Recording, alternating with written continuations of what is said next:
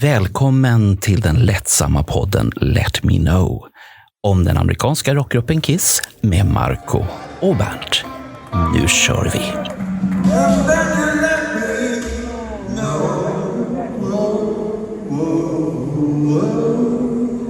One more time. And then you let me know.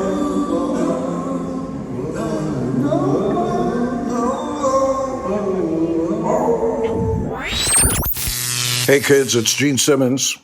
We are fast approaching the end of 2024 and 2025 is right around the corner. Paul Stanley here, and thanks to all of you. It's a year since the end of the road. And while it's true we stopped touring, this is not the end. No siree, Bob. I wish I could tell you the amazing things that are brewing, but you will soon be able to experience it beyond anything you've experienced. You're not forgotten. The 50 years aren't forgotten, and the years to come will not be forgotten either. Hang in there. Kiss is forever. Avsnitt nummer 187, direkt från Norge. Det är inga 187. Nu är du dum igen, Bert. Det här är Titta, han jag inte ta en slurk bara för det. Så nu tog jag en slurk. Det här är vår årssammanfattning, Bernt. Ska du börja från början så att du liksom får det? Nej, vi kan börja så här roligt så här. Det här är 2024. Och det här är sista podden för i år, Bernt. Nej, det tror jag inte. Jo, det här är sista podden för i år. Och vi ska prata om året som gått, vår tredje säsong. Jag kallar ju det för säsonger. Ja, du är lite amerikansk sådär. Och det fick jag höra med mina barn idag. För jag sa att vi ska prata, jag har en säsongavslutning för säsong 3. Mm. Det heter väl tredje året? Nej, det är seasons, det är säsonger. Alla andra har säsonger, då har vi också säsonger. Ja. Men är det inte som så med säsonger att det är 2 säsonger på ett år? Så det här är egentligen 6:e säsongen som vi avslutar. Nej, vi kör som serie. Vår säsong varar ett helt år. Med olika sektioner och sånt där. Ett helt år. Det där kan bli spännande. Och skriva kommentarerna sen. Ja, hur länge är en säsong? Det får de skriva vad de vill. Men nu är det så här. Vi är stalinister och då har vi bestämt att så här är det som vi säger. Tycker man tvärtom, då kommer vi och pangar. Nej, det var spännande. Nej, det gör vi. Och vi är absolut inte stalinister. De orden har jag aldrig hört ur din mun förut. Men det var ju vad du säger av ur poddkamrater och små barn, så får man höra sanningen. Ja, så ibland kommer det farliga saker. Nej, så vi ska prata om året. Hur tycker du att året har varit i överlag annars då? Ja, alltså det är ju som så här att när man är mitt inne i året så ser det här klassiska. Producenten ringer upp och så säger han det att vi ska göra 3 poddar den här veckan. Och jag tänker att i helvete vi ska. Och så frågar jag, vilka grejer, vilka personer och så vidare. Och så berättar du det. Och så tänker jag att, ja men vad fan, det där låter ju lite kul. Ja men jag ställer upp, för fan, det är klart jag är på. Ja, ibland kan du vara lite så här tjurig. Och förstår inte meningen med podden. Och sen kommer du igång och så tycker du att det är jätteroligt. Och sen tycker du att det är tråkigt att när jag säger att nu är vi färdiga. Nej, det är aldrig. Vi har många timmar kvar. Nej, vi har ju fått bort dina 4 timmars poddar i alla fall. Jag var på väg någonstans. Jag skulle nämligen säga så här att när man väl kommer in i känslan, man träffar sina, jag vet inte, är det våra vänner, är det våra kollegor, är det våra Kiss? Gäster, experter och allt möjligt.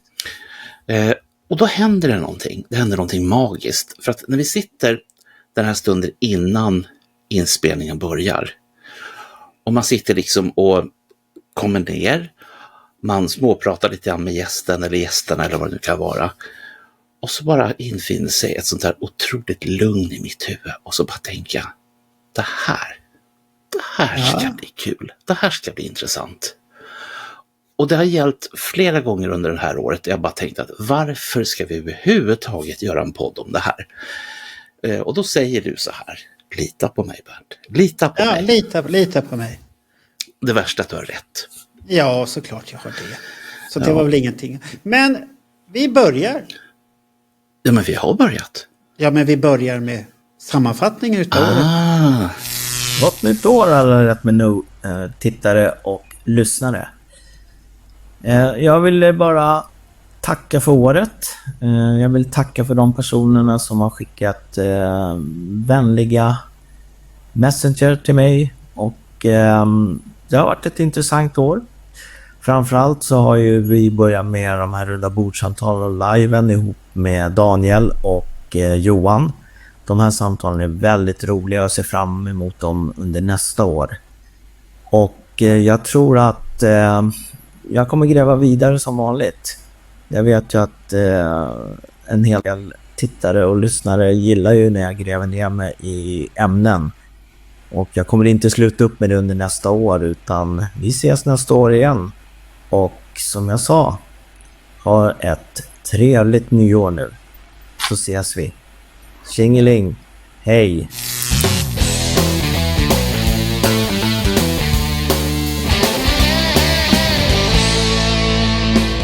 2024 året då. Ja, vad gjorde vi egentligen? Vi kan ju inleda med en kort sammanfattning om året och prata om lite stora händelser, trender och samtal vi minns starkast. Vad vill du börja med utav de här? Om vi sammanfattar året då. Den började bra. Vi hade lite semester och sen satte vi igång och körde ända fram till sommar och så hade vi våra sommarpratare. Det var 3 stycken i år. Rätt så givna.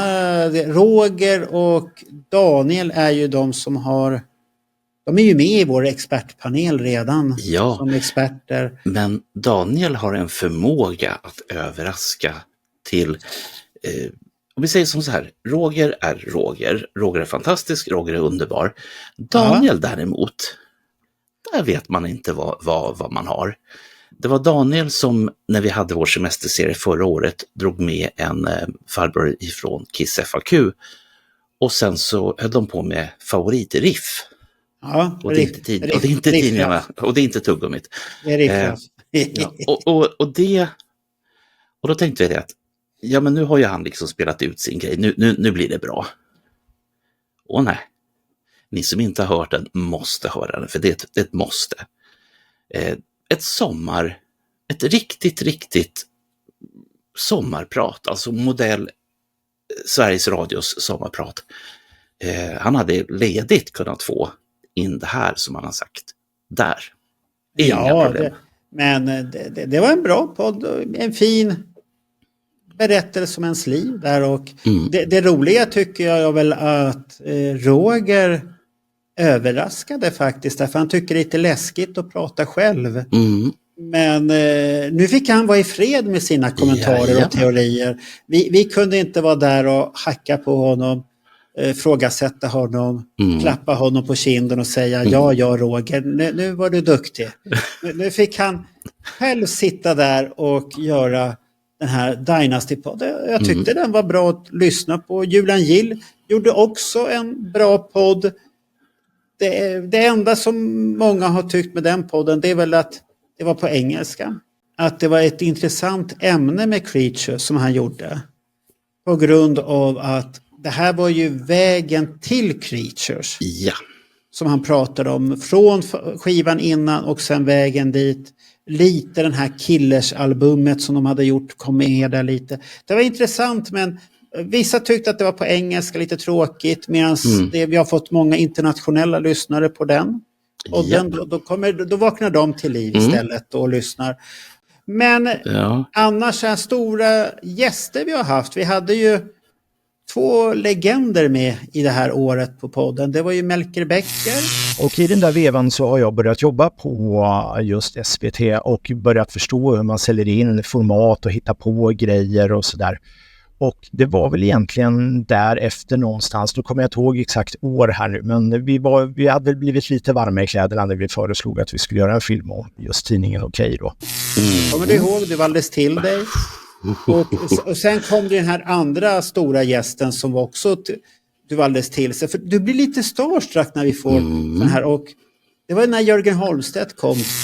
Det var 4 år innan Paul och Gene började lätta lite på det här med hemlighetslocket då om att det kanske inte alltid var Ace som spelade på skivorna mot slutet.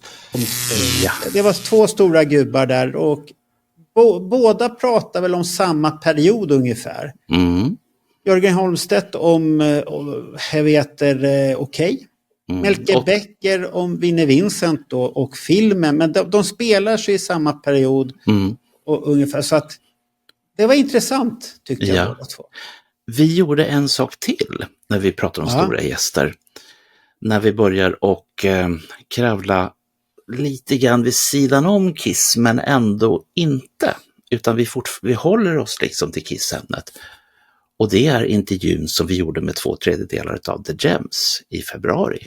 Så här, de ska se hemskt ut men musiken är ju inte alls så. Så att nu allt det där har jag ju liksom accepterat och älskar. Men det dröjde några år. Men tyckte du att de såg läskiga ut? Alltså? Nej, inte läskiga. Läskiga är fel ord. Men kanske, men just att de skulle framstå som väldigt hårda och tuffa. Liksom alltså så här, Gene och du vet så. Och så bara... Nej. Ja, de var ju med också. Rocktjejerna med brottardräkter. Ja, och där var jag också nervös från början. För jag tänkte att de kommer inte vara med i en liten obskyr Kiss-podd och prata om sitt förra band och sådär. Men jo tack, det gjorde man. Varför blir du nervös då? Ja, men det är som så här, jag har ju det här lite grann i med det här lite nojiga, det här, men inte ställer dem upp, inte vill dem. Så därför så är jag ju samtidigt från början lite nervös. Sen är jag lite starstruck eftersom de var med, alltså de här 3 supergästerna. Och sen i slutändan så tänker jag bara, fy fan vad bra de är, vad bra det vart. Men sen tyckte jag att vi var duktiga för vi fick ju ihop ett antal Kiss i Sverige. Tänkte du på det? De är ju en sån här liten grej som ibland går under radarn. De är oerhört intressanta, men det gäller att... Samma sak där, för att vi prånglar ju ut, ursäkta uttrycket här nu, vi ger ut väldigt många poddar eller vloggar per år. Har du koll på egentligen hur många vloggar gjorde vi 2024? För det är många. Det är riktigt många. Nej, jag har inte koll på hur många det är. Och det är rätt så intressant. För då tror folk att vi inte har någon fritid. Och liv överhuvudtaget. Ja. Så den går vi inte in på. Den går jag inte in på. Men det som då det som kan vara intressant och det är att när jag har suttit här och tittat tillbaks på det här året så blir jag lite förvånad över att det finns vissa episoder som inte har fått speciellt mycket kärlek för man har inte hittat till dem. Och det stämmer inte, så det beror ju på vad du tittar på. Ibland att du får tänka på att det här året började vi med att vara mer en podd och det vart videounderhållning samtidigt. Ja. Sen har trenden allmänt sett bland poddar ute i stora världen, förutom Kiss-världen, så har poddar gått över till att vara kombinerad videopodd. Det är den senaste. Det är det att du antingen lyssnar du på det eller så tittar du på det. Det är samma podd. Att du kan välja titta, lyssna. Så att det har blivit en trend allmänt sett i hela världen att folk tittar på podd. Och det gör de på mobil eller på tv eller vad de vill på dator. Det är det att man tittar på podd. Och det har ju spelat av sig på våra lyssnare att vi har fortfarande, var majoriteten förut, var väl 80% som lyssnar på podden. Och sen 20% som tittade på podden. Ja. Men nu är de ungefär lika. Och det är intressant. Och sen kan det ha blivit det senaste månaderna tack vare att folk har upptäckt vår videopodd att vi lägger ner rätt så mycket tid på dem, klipper och lägger in klipp och alltihop och intervjuer och sånt här. Då blir ju videopodden mer som ett tv-program för dig själv om Kiss. Ja. Och fast vi sitter och pratar där, men det finns mycket klipp som är inklippta, videosar. Du hör dem på ljudpodden, men på på YouTube så blir det ju en bildkombination. Det blir bilden, du ser det. Och ibland har vi gjort tabbar där vi har missat när vi har gjort den här sammanställningen att prata bild. Där att det här är Bernt Månsson 63 som sitter i en Kiss t-shirt med en fantastisk tavla i bakgrunden eller någonting sånt. Ja, men det var vi ju duktiga på i början för då var vi bara ljudpodd. Och nu är vi både en bildpodd och ljudpodd så att det vi får kämpa med är att vi ska bli duktigare och jag får säga när vi har haft Johan Wallin här och han har pratat om sina då har vi varit duktigare faktiskt på de avsnitten. Sen fallerade det väl totalt när vi hade vår skivmässavsnitt. Och det roliga var ju att vi står på balkongen, alla som har varit i Solna idrottshall, så är det en balkong man ser ner på skivmässan. Där står vi och så säger jag det sista jag säger till Bernt där att kom ihåg Bernt, vi ska berätta för lyssnarna också. Sen går vi ner för trappan ner. Ja, så var det borta. Det tog inte många fotsteg för den tanken var bort. Men samtidigt så lyssnar man på den så får vi till ett antal bra intervjuer i den. Och alla personer vi kommer fram till är glada. De flesta känner vi. Och det finns väl någon obskyr person som vi inte känner. Men de flesta känner vi. Och det som jag tyckte var mest roligt med det avsnittet också. Det var det här att man upptäcker helt plötsligt att folk har svårt att säga att de är Kiss-fan. Tänkte du inte på det? Vi hade 2 stycken storsamlare. Ja. Och vi kommer fram till någon. Nej, jag är inte så stor Kiss-fan. Och sen kommer det fram. Jag är med i Kiss Army Sweden. Varför är du med om du inte är Kiss-fan? Och han hade varit med så länge. Och sen den andra. Nej, jag är inte så stort Kiss. Men jag beställde en Ace-staty som jag körde. Och en konstnär har gjort. Det tyckte jag. Okej. Du är ju körd, du är ju jättenördig. Och det sa vi ju båda där, fan ni är ju Kiss. Ja, då kanske jag är det. Ja, då är det så.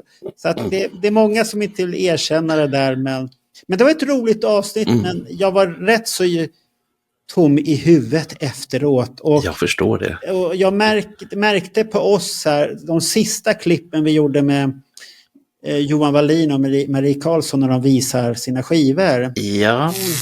Utan Johan Wallin, vad man kan hitta. Nej, inte Johan Wallin. Nej, inte Johan Wallin. Titta, det är bara Johan Flygare. Jaså? Vet du vem gitarristen är? Nej. Det vet du väl visst det. Vem är med på den skivan? Jag ska kolla. Ja, med brillorna. Just det. Ja, vem var det? Nu är det skämmet att säga det. Vi säger ingenting. Nej, vi säger ingenting. Du och jag är rätt så tomma i huvudet. Och sen sammanfattningen ska vi inte prata om. Den är väldigt så här. Vi vill gå hem, men det är bra det. Vi kanske skulle ha gjort den dagen efter. Jag vet inte. Samtidigt så träffar man ju roliga personer som Niklas Müller-Hansen, han journalisten som skriver och poddar också med sitt goa skratt som han alltid har tycker. Så att och sen var det din favorit Ronny Svensson. Som inte du ville gå fram till ens en gång. Det tyckte jag var lite roligt. Jag är lite blyg. Ja, och jag sa, nej men vi går fram. Han kan bara säga nej. Ja. Och det sa han ju absolut inte. Och så säger han först, nej jag har ingenting med berätt. Nej. Ja, men vi spelar in ändå. Ja. Och sen kommer det ju fram en historia i alla fall. Så att det är lite festligt tycker jag. Och sen vart jag ju medlem. Ja, det var du för att du skulle ju bli medlem för du skulle spara pengar. Det var ju det som var syftet. För du sa så här, men om jag blir medlem så får jag rabatt. Ja, det fick du. Så fick du lite skivor. Men sen kom inte du på att boxen kostade ju pengar. Sen kostade ju medlemsavgiften pengar. Ja. Och så står det så här, det var dyrt det här. Ja, men vet du vad? Ja. Kommer du ihåg vad föreningen heter? Nej, det var något konstigt. Var det någon jävla Nej, inte blandare. Något åt det hållet. Nej, jag kommer inte... Alltså den är en tungvrickare. Gris- och skridskoföreningen. Ja, just det. Gris och... Ja, det var konstigt. Ja. Du har ju varit på middag där och fått tillbaka lite pengar. Jag har varit på årsmöte. Ja, årsmöte var det. Okay. Jag tror det var middag. Ja, nej. Och deras årsmöte heter ju inte årsmöte, för det är ju Kalle Sändare vi snackar om, utan vi snackar om dikesmässa. Det låter som en värsta fylleparty. Ja, vi ska på dikesmässa här. Ja. Sture låg länge i diket där förra året. Då fick jag ju träffa Claes Eriksson från Galenskaparna och After Shave. Nej, men jag har sett dig gå ner i spagat. Ja, ni skrattar, det är sant. Jo, men jag gjorde det när jag var hos min revisor. Ja, då sa han, då hade jag massa kvitton med mig som jag ville att han skulle fixa in så jag kunde dra av. Och då sa han till mig, de där jävla kvittorna kan du plocka upp med röven. Och så slog han ner det, så på han rent i skrivbordet, och då gjorde jag det. Det ångrade jag lite när jag såg att du hade träffat. Fan, det hade jag velat se, för att jag tycker han är en legend och han har så många bra monologer när han läser upp. På detta fantastiska årsmöte så dyker upp en annan person som heter Mappe. Han är delägare i Garlic och råkar vara god vän med en liten, som jag kände väldigt, väldigt väl inför, och det är Messiah Marcolin som vi har träffat vid flera tillfällen. Men i alla fall, Mappe, han drar ju då fram sina favorit-Kalle Sändare-grejer. Och ibland så är ju världen bra jävla liten. Och när jag var där så hade jag ingen aning om kopplingen mellan Mappe och Messiah Marcolin. Men världen är liten och alla är Kalle Sändare-fantaster. Det är ju så det är bara. Tillbaka till skivmässan. Tillbaka till här. Vilket samtalsämne minns du starkast från i år då? Det är lite blandat. Just då så måste det fortfarande ha varit Micke Becker, för vi fick ju svar på frågor. Och de här frågorna skulle jag gärna vilja landa i knät på Vinnie Vincent själv. Men sen dök det upp en annan sak därefter. Och det är vår vän Patrik Jensen. Nej, vem är Patrik Jensen? Är det Patrik Larsen? Då backar vi lite grann här. Patrik Larsen, ja. Men det som sen hände efter att vi hade gjort den här intervjun med Becker var ju att ett antal månader senare så dyker Vinnie Vincent upp på Facebook. Och nu är vi ganska säkra på att det är Vinnie Vincent. Han dyker upp och är otroligt trevlig och rar, och man får ställa frågor till Vinnie. Och då så dyker det upp en fråga ifrån en väldigt välkänd svensk person. Nämligen, vad hade hänt om de hade ringt på dörren? För det gjorde de ju inte, utan de stannade utanför dörren. Och då svarar Vinnie, de hade varit välkomna in och jag hade svarat på alla frågor. Ja, men det är ju lätt att säga nu efterhand så, för att det kan man diskutera i en podd egentligen hur länge som helst, för att jag tror inte det är sanningen. Nu efterhand kan man ju säga det. Men just då så ville han ju hålla sig undan, och det var ju det vad alla kom fram till. Och sen får du tänka på att eller det här avsnittet som Micke Becker gjorde är ju, det är ju fantastiskt, eftersom det knyter ihop en hel del saker och funderingar som människor har haft. Och allting är ihopknutet i en liten, söt, fin säck. Ja. Men jag minns en mycket värre grej som vi har pratat om under året faktiskt. Som jag tycker är rätt så stor. Det är den här mannen Gene Simmons. Att nu är vi efter Kiss. Inte BC, eller vad heter det? Before Christ, och sen blir det, vad blir det? After Christ, eller vad är det? Efter Kiss, EK alltså. Ja, EK, efter Kiss då. Och det var ett samtalsämne som var jävligt hett hela året. För att vi började med i mars om att Gene skulle ut på turné. Yep. Det var en podd om det. Sen efter det så var det ju runda bordsamtal om vår Mr. Calling Dr. Love, som vi kallade det alltihopa. Och där vi satt och diskuterade nästan i 3 timmar om Gene Simmons, och allting började med om hans bok. Det var där på den nivån det låg. Och sen gjorde du och jag en special av Dalhalla och Liseberg. Som var väldigt matrik och vi gick igenom det mesta där. Men sen hörde ju Roger av sig. Nej, jag är inte klar med Gene Simmons. Jag måste få prata av mig med Gene Simmons i min serie. Så alltså, vi gjorde totalt 4 stycken Gene Simmons specialare som handlar egentligen om det här att han kom till Dalhalla och Liseberg. Så att jag tror att det var årets samtalsämne. Och där kan man väl säga, var det bristen på Kiss som gjorde att Gene Simmons låg på topp? Ja, jag tycker när du säger det här, absolut så har du rätt. Men jag tycker fortfarande att... Du får tycka farbror Melker där. Det är bara för att det knöts ihop så mycket trådar. Ja, men det här var det samtalsämnet jag minns starkast. Det var Gene Simmons, för att efter Dalhalla sen, då var inte Gene Simmons så mycket att diskutera. Nej, men det var klart. Nej, det var klart. Och vi har bara tagit upp det i en podd som kommer nästa år. Då väcker vi Gene Simmons igen då. Men för efter det här Rogers avsnitt så var vi så här, nej, vi är mätta på det här. Ingen mer om den gubben nu. Det var inget roligt tyckte vi då. Och sen så kom det. Bli våran roadie. Betalar $1295 för det. Så att bli den kombinerade roadien och road manager på en spelning för $1295. Okay. Ja, vi hade ett samtal till som gjorde... Nej. Jo, vilket då? Larry Gaspy. Vilket jävla liv det vart. Ja, det vart väl inte liv. Det var väl någon amerikan som tyckte att vi inte skulle göra vår podd regnbågig och Kiss regnbågiga och sånt här. Så att han fick inte vara med på vår YouTube-kanal och jag anmälde honom. Så att det ibland finns det personer som inte kan ta saker på rätt sätt. Han borde ju vara lika arg på Bill O'Coin i sådana fall. Och Sean Delaney som lärde Kiss att göra snuskiga rörelser på scen. Så att det är konstigt. För jag ser ju Larry Gaspy-grejer överallt efter det här.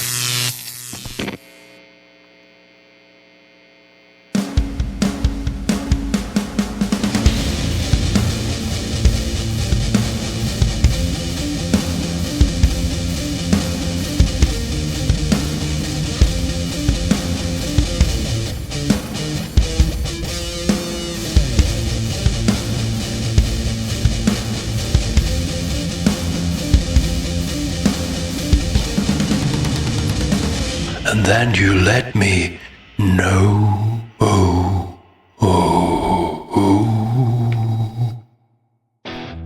Hej, Daniel Westman här. Jag vill önska gott nytt år till Bernt, Marco, Roger och Johan och alla andra som bidragit till att göra den lättsamma Let Me Know-podden.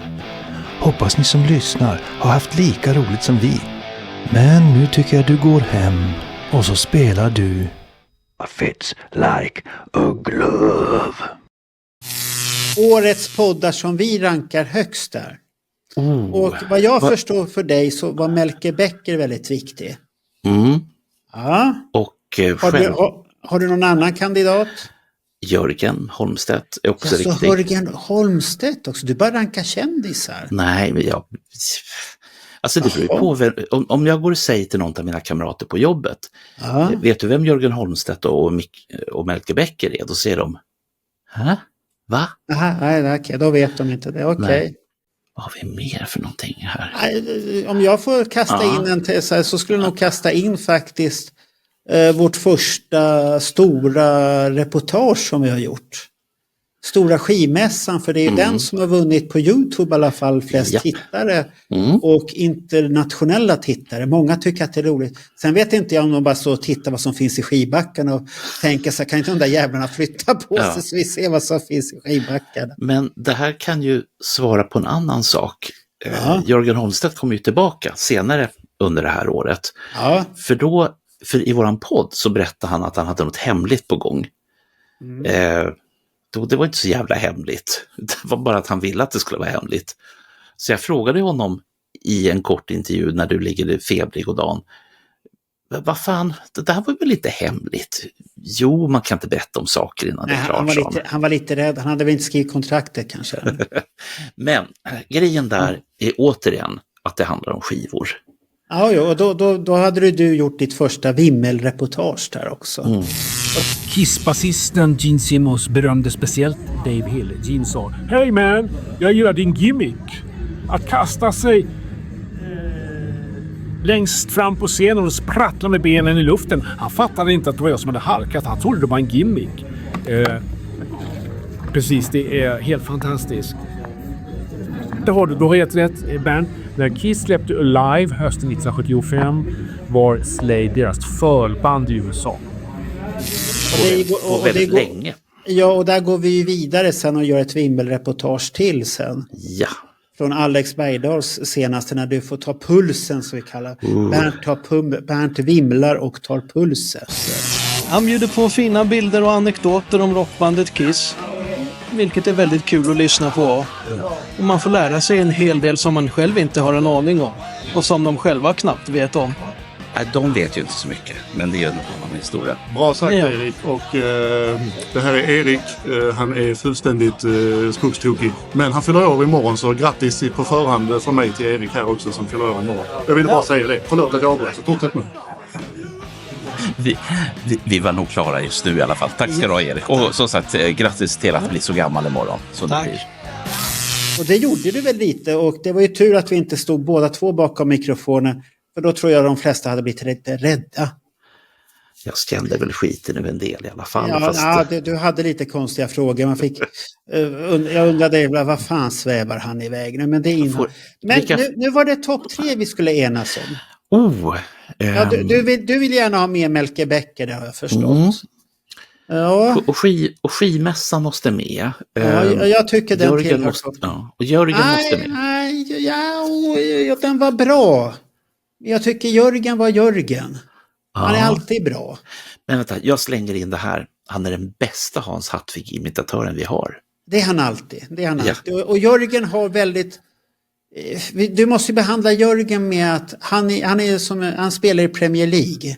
Ja. Och vi andra är i Championship som är lite sämre. Vi sparkar lite hit och dit. Och han är ju alltid bra då. Så att vi måste bedöma honom på ett annat sätt. Men han var bra. Det var en bra podd, men det är fortfarande inte en minnes... jag vet inte. Men du vill inte plocka bort den. Kan vi ha honom som en slags runner-up? Han kan vara bubblare då. Ja, bubblare tack. Ja, men vilka ska vi ha? Du har Melker Becker, skivmässan. Men vilken ska vi ta till då? Jag säger ju fortfarande som så här, samtidigt som jag läser på mina hemliga lappar. Alltså det finns två bubblare som samtidigt kanske inte är det i alla fall. Det ena är när vi gjorde ett nördigt reportage om Spotify och hur Kiss ligger till där. Ja. För det var så nördigt så att... det var nördigt. Och sen så kunde vi inte låta bli, för vi gjorde en uppföljare när I Was Made For Loving You hade blivit spelad 1 miljard gånger på Spotify. Ja, den var lite rolig. Ja, det är discoskimmer över den också. Ja, och då grävde vi så djupt som vi bara kunde, men jag kan ge mig fan på att vi kan få ihop en podd till om den. Ja, det finns så mycket varianter på den, och det finns mycket grejer på det. Ja, men det är inte det. Jag vet inte förskott om det. Det kanske blir Jörgen Holmstedt, men hur skulle vi ranka? Jag skulle ranka faktiskt då skivmässan överst. Ja, skivmässan överst, eftersom den var lite annorlunda att göra. Det var lite roligt och vi fick lite blodad tand också. Så det kommer komma lite fortsättningar där på grejer. Ja. Så att Marco förbereder flera t-shirtar i t-shirtfabriken för att få in sponsringspengar så att vi kan göra lite resor och våldgästa folk i hemmet. Ja. Så att det verkar bli lite roliga grejer. Visst, det tar lite tid från oss, men samtidigt är det roligt. Det handlar ju om att ha en fascination och glädje för det som man gör. För som vi har konstaterat, att släpp gärna lös mig på en Kiss-mässa eller någonting sånt. Jävlar i mig. Det är så jävla kul. kan man få förklara den här förvirringen du går igång på det där jättemycket. Du älskar det. Sen kan man väl ju lägga till det vi gjorde också. Det var ju ett maratonpodd som kom fredag, lördag, söndag. Kommer du ihåg vad det var för någonting? Nu har jag tappat den, men det måste vara någon skiva vi har gett oss på. I februari kom den, för att då hade ju Niklas Olsson blivit the king of the mountain i Sverige. Bra att du påminner om den, för den behöver kärlek, den poddserien. Kommer du ihåg hur många spelningar han hade sett? 203. Och det satt vi och matade in. Man kommer alltid ihåg 203, man kommer inte ihåg någonting annat. Nej, men den det sa vi ju till Alexander när han var med i samlarserien. Det måste svida. Ja, ni var ju duktiga på det där. 203. Mr 203 och möjligt. Men det var en maratonpodd. Men den maratonpodden behöver kärlek. Jaha. För att jag är faktiskt lite besviken över att den inte har fler lyssnare och tittare än vad den förtjänar. För att den innehåller så otroligt mycket nördfakta. Jo, men den har mycket tittare. Behöver mer. Ja, men i stort sett alla våra avsnitt kommer alltid över 1200 efter ett tag. Så att det ligger där uppe på 1200 och då är det både räknat YouTube och lyssnare. Ja. Ibland kan folk föredra att lyssna på det. Ibland tittar de på det. Så det beror ju på helt och hållet vilken feeling man är på. Ja. Och det här är ju fortfarande i början av året när det här kom, där inte alla hade hittat riktigt vår YouTube-kanal som de har börjat göra nu. Så att vi har ju massvis med mer tittare än vad vi har prenumeranter. Konstigt nog. Men det är så det är i alla fall. Ja. Men man kan ju, när man tittar på det här nu, i alla fall på video, på YouTube, om ni gör det, vilket jag hoppas att ni gör, då kan man ta sitt lilla finger, det här fingret, och så går man liksom, så trycker man på prenumerera-knappen. Prenumerera. Och jag tänkte så här, om vi ger dem nu utrymme här nu. Nu låter ju du som vilken jävla YouTuber helst. Det där är frivilligt. Vill man prenumerera så får man prenumerera. Vill man inte så kan man följa oss. Man missar så mycket när man inte prenumererar. För jag vet det bland poddar som jag tycker om.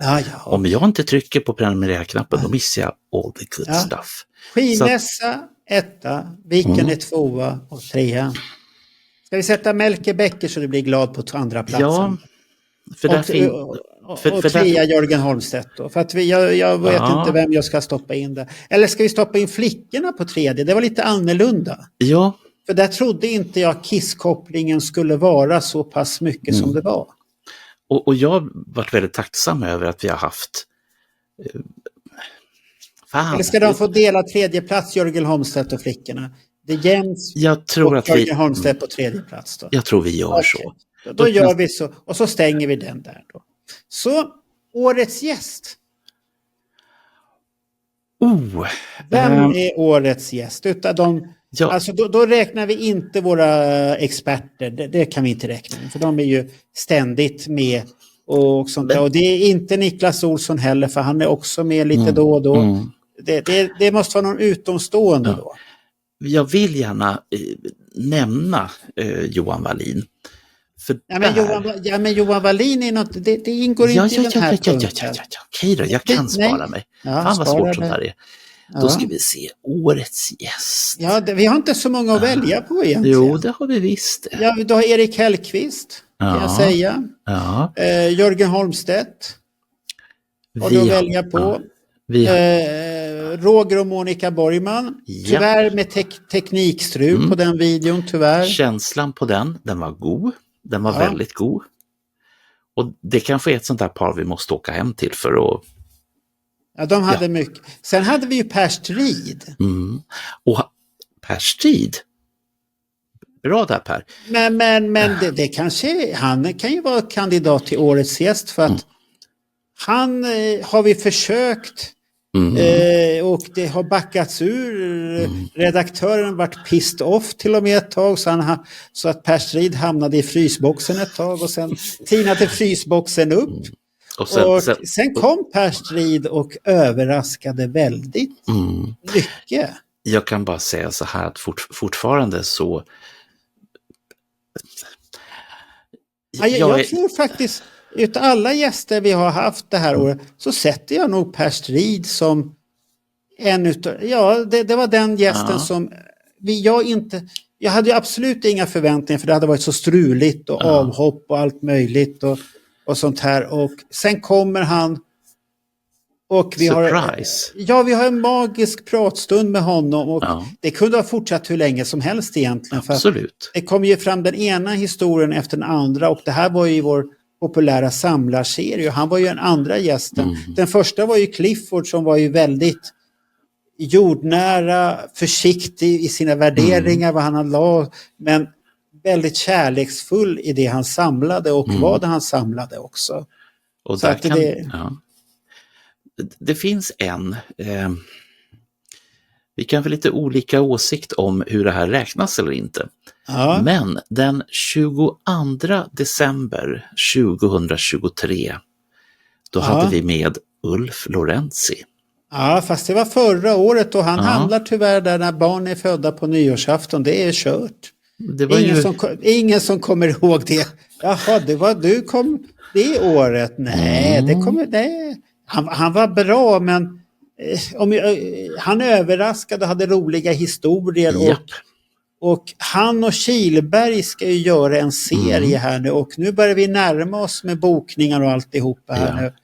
Nästa år så ska de börja prata om så här kisshistorier som de har varit med om ute på för de har ju rest mycket, så han kommer, Lorenzi. Så att jag röstar faktiskt på Per Strid. Det var en positiv överraskning som inte jag hade räknat med, och det slutade från moll, så slutade i dur och solsken och alltihopa, hela historien. Så jag säger Per Strid. En tuff kille som mjuknade upp och var väldigt snäll och trevlig. Och vi fick svar på rätt så mycket frågor också. Och jag har ju sett honom i andra poddar där han har varit med, amerikanska, kanadensiska, gud vet vilka länder de är ifrån. Men jag måste säga så här, och jag vet inte om det handlar om språket eller vad det handlar om, eller att det bara var en väldigt bra dag, men jag tycker att den bästa Per Strid-intervjun jag har sett, den gjorde vi. Men det är så tragiskt på något sätt, och just när man kommer över den lilla biten, så det är därför det blir svårt att få fram svåra saker, för folk är inte egentligen villiga att dela med sig.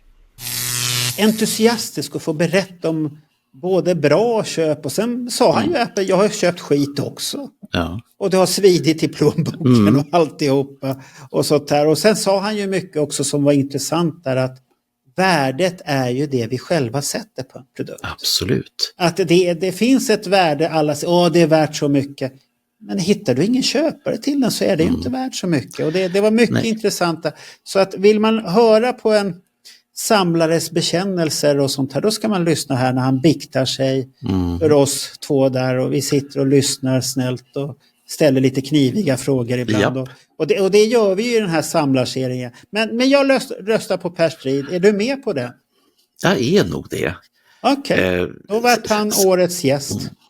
Jag skulle vilja ha med Borgman, men jag fattar. Nej, det kom inte till de höjderna. De var mysiga och jättetrevliga, och jag tyckte det var en rolig podd tack vare att de stöttade varandra i sin galenskap där. Man säger så. Och vill du ha den så ska vi ha den. Ja.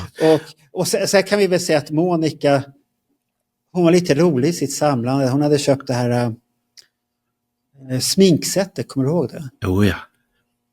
Och så tänker jag så, och så säger jag så, jag sminkar ju inte. Jag har aldrig sminkat mig. Okej, men det är ju roligt att ha. Ja. Det var dyrt, men det var roligt att ha. Men jag tycker det är så charmigt med det här. Jag gör ju inte det. Och sen börjar man med att säga, jag råkar klicka hem fel direkt. Ja, men såklart han skulle beställa den riktiga dräkten sen. Så alla blir nöjda och glada. Så har han 2 dräkter hemma och dockor och alltihopa. Så att jag tyckte att det som var fina där är att man har försonats i en grej som man tycker. Och det har vi ju haft förut. Par som också har försonat sina intressen. Man är överens. Ja. Man förstår varandra, man är överens. Man kan ha förstås diskussioner ibland om priser och så. Men det är inte så att man inte är förstående. Det är inte så här, vad ska du med det här till? Så att man förstår samtidigt att det kanske finns någonting att han vill ha den där. Det finns väl någonting som han har. Och sen var det väl Rogers mani på det här att han vill ju inte ha nya grejer riktigt. Det ska vara äkta 70-talare.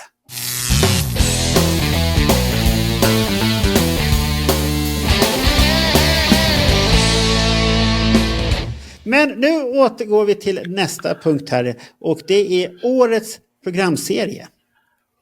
Och då undrar alla, du har ju vad då programserie? Jo, i vår podd så har vi olika programserier. Vi har Two-Timer, då är det en programserie där Bernt och jag är otrogna mot Kiss. Och vi har bjudit in någon gäst ibland, Daniel var med. Ja. Och vi pratar om skivor som vi tycker är bra, förutom vi lyssnar på annat än Kiss.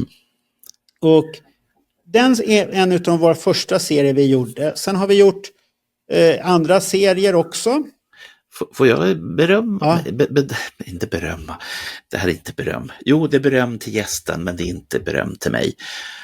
Vi gjorde nämligen ett avsnitt där vi hade med Daniel Westman och han berättade otroligt saligt om Twisted Sisters platta Stay Hungry. Det var min inlevelse också.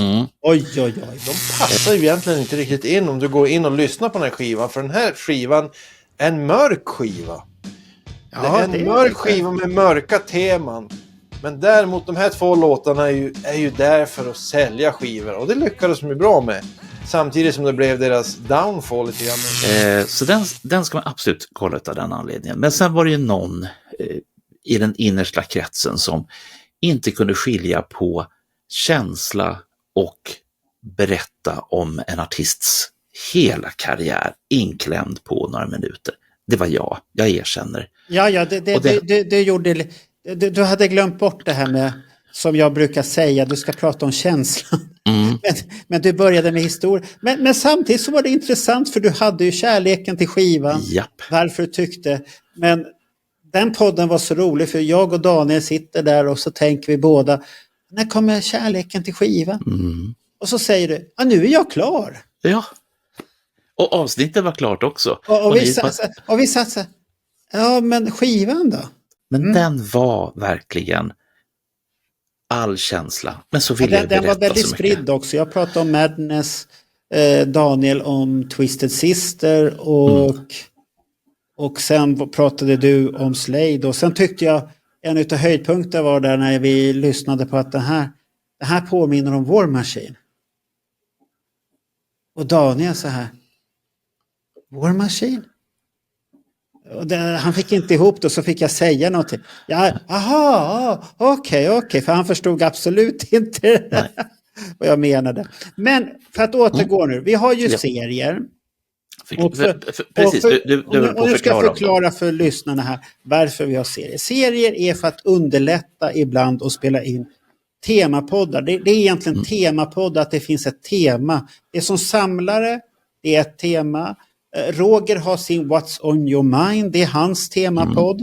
Och han tar upp precis vad han vill. Vi har Bootleg-podden som är ny i år. Och sånt här. Så att, och den första temapodden vi hade egentligen var Kiss i Sverige. Japp.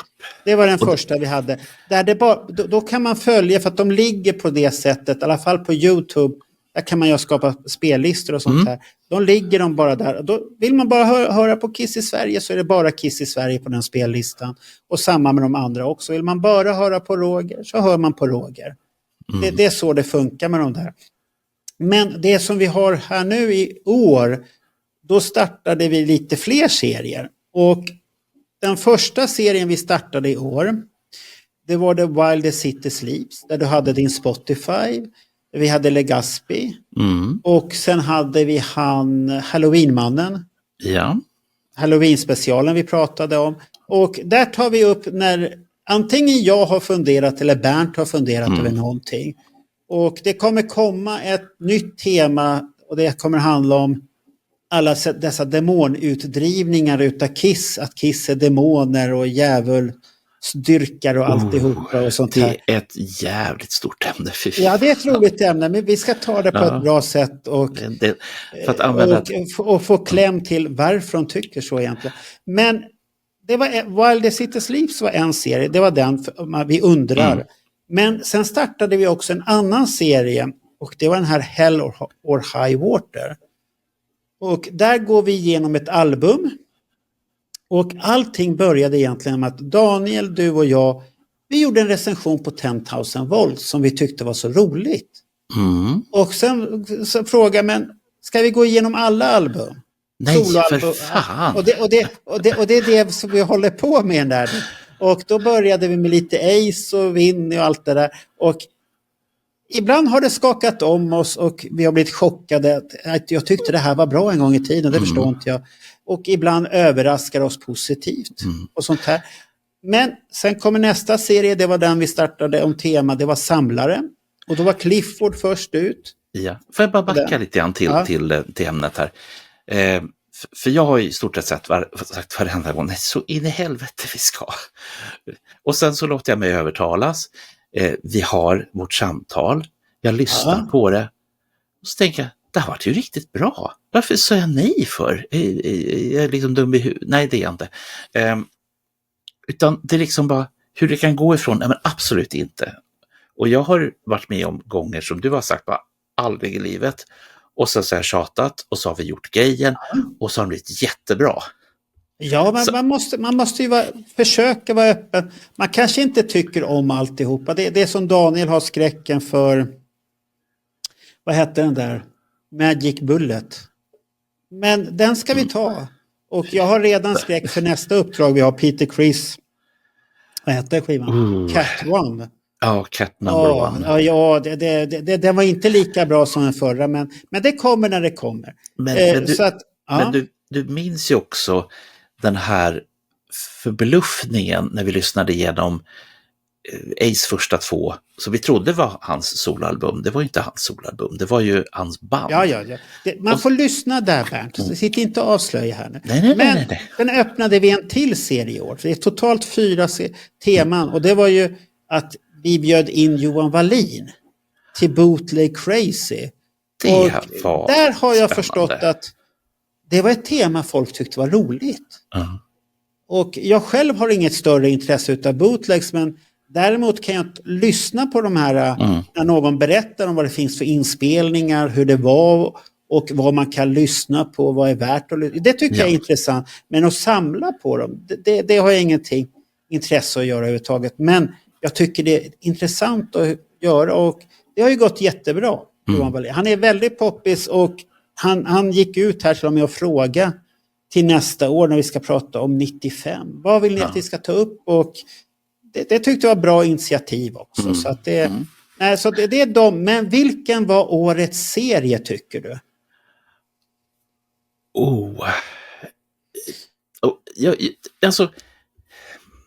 Jag har ju en förkärlek till när det är riktigt nördigt. Ja. Är det samlartemat du tycker är roligt då? Ja, men den är också, alltså det finns dels samlartemat och sen när vi sitter på våra kammare och funderar och så till slut så ringer någon av oss upp den andra och säger att du har tänkt på det här och det här och det här. Och så kommer vi på efter en liten stund, vänta ett tag, det här är en podd, vi spar samtalet till podden och sen bara öser vi. Vilken rankar du högst? Ska jag börja då? Jag skulle ranka de här som jag tycker... Den som har överraskat, det var väl Hell or High Water. Den har överraskat på grund av att i början när vi gjorde den så har vi varit på ett sätt när vi pratar om skivorna. Lyssnar man på de senaste avsnitten, Gene Simmons Asshole och sen kommer Bruce Kulick. Lyssnar man på de avsnitten och jämför till exempel med Vincent Invasion så har det blivit någonting att nu har de här gubbarna de har vässat till knivsäggen. Nu är de mer skarpa. De är hårdare i kritiken. Bättre på berömmet. Våga säga rakt ut. Vad är det här för någonting? Eller ge beröm. Både och. Både ris och ros när vi tycker det. Och det man måste tänka sen på när man lyssnar på den serien. Det är också det att det inte är att vi tycker om alla skivor. Det är inte det. Men som Kiss-lyssnare, hur rankar jag skivorna då? Ja. För det finns ju det att antingen tycker man om det mer eller mindre. Men det är ju inte så att vi spottar oss, har oss till... Varje skiva har haft något positivt i alla fall. Ja. Och sen har vissa skivor haft så här, nej idag tycker jag inte. För vi har ju reflekterat till när den kom och hur vi känner idag. Och det vi hör är idag. Det är det vi pratar om mest. Då. Så den har överraskat för mig. Och sen har Samlarpodden också överraskat. När du nämner det här med plattorna, det är en grej som jag tänker på som, jag vet inte om vi har haft det i en podd eller om vi bara pratat om det utanför.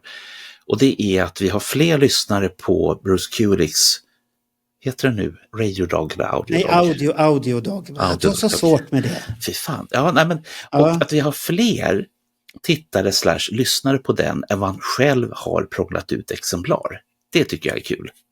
Yes. Alltså vi har väckt ett intresse. Det jag är förvånad över faktiskt på den, det är att börjar vi komma till de här skivorna ingen har lyssnat på riktigt. Tänk dig själv när vi kommer till Peter Criss Cat One.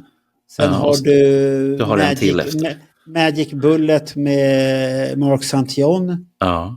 Och sånt här, så att då kanske det kommer folk som aldrig har lyssnat på skivorna. Nej, och vi tar dem i handen, vi säger följ med oss, lyssna tillsammans med oss och skriv gärna en rad i kommentarsfälten på där du lyssnar.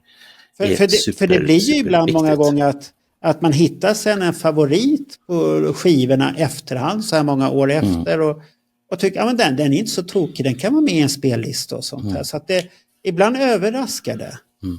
För att citera en poddare som jag gärna citerar, Brandon Snyder, en kille som bor i New Jersey, 24 000 prenumeranter. Men han pratar ju om vinyl, så att då blir det ju så. Nej, CD-skivor. Ja, CD-skivor. Men hans resonemang som jag ville komma till, det handlar om att när han köper en skiva, han lyssnar på den och så tänker han, nej, inte idag. Och sen åker den upp i hans hyllsystem. Och sen så får han någon gång längre fram så får han feeling. Och så känner han det att men jag lyssnar på den idag. Ta fram den, lyssna på den. Den är fantastisk. Därför att just den dagen var rätt dag.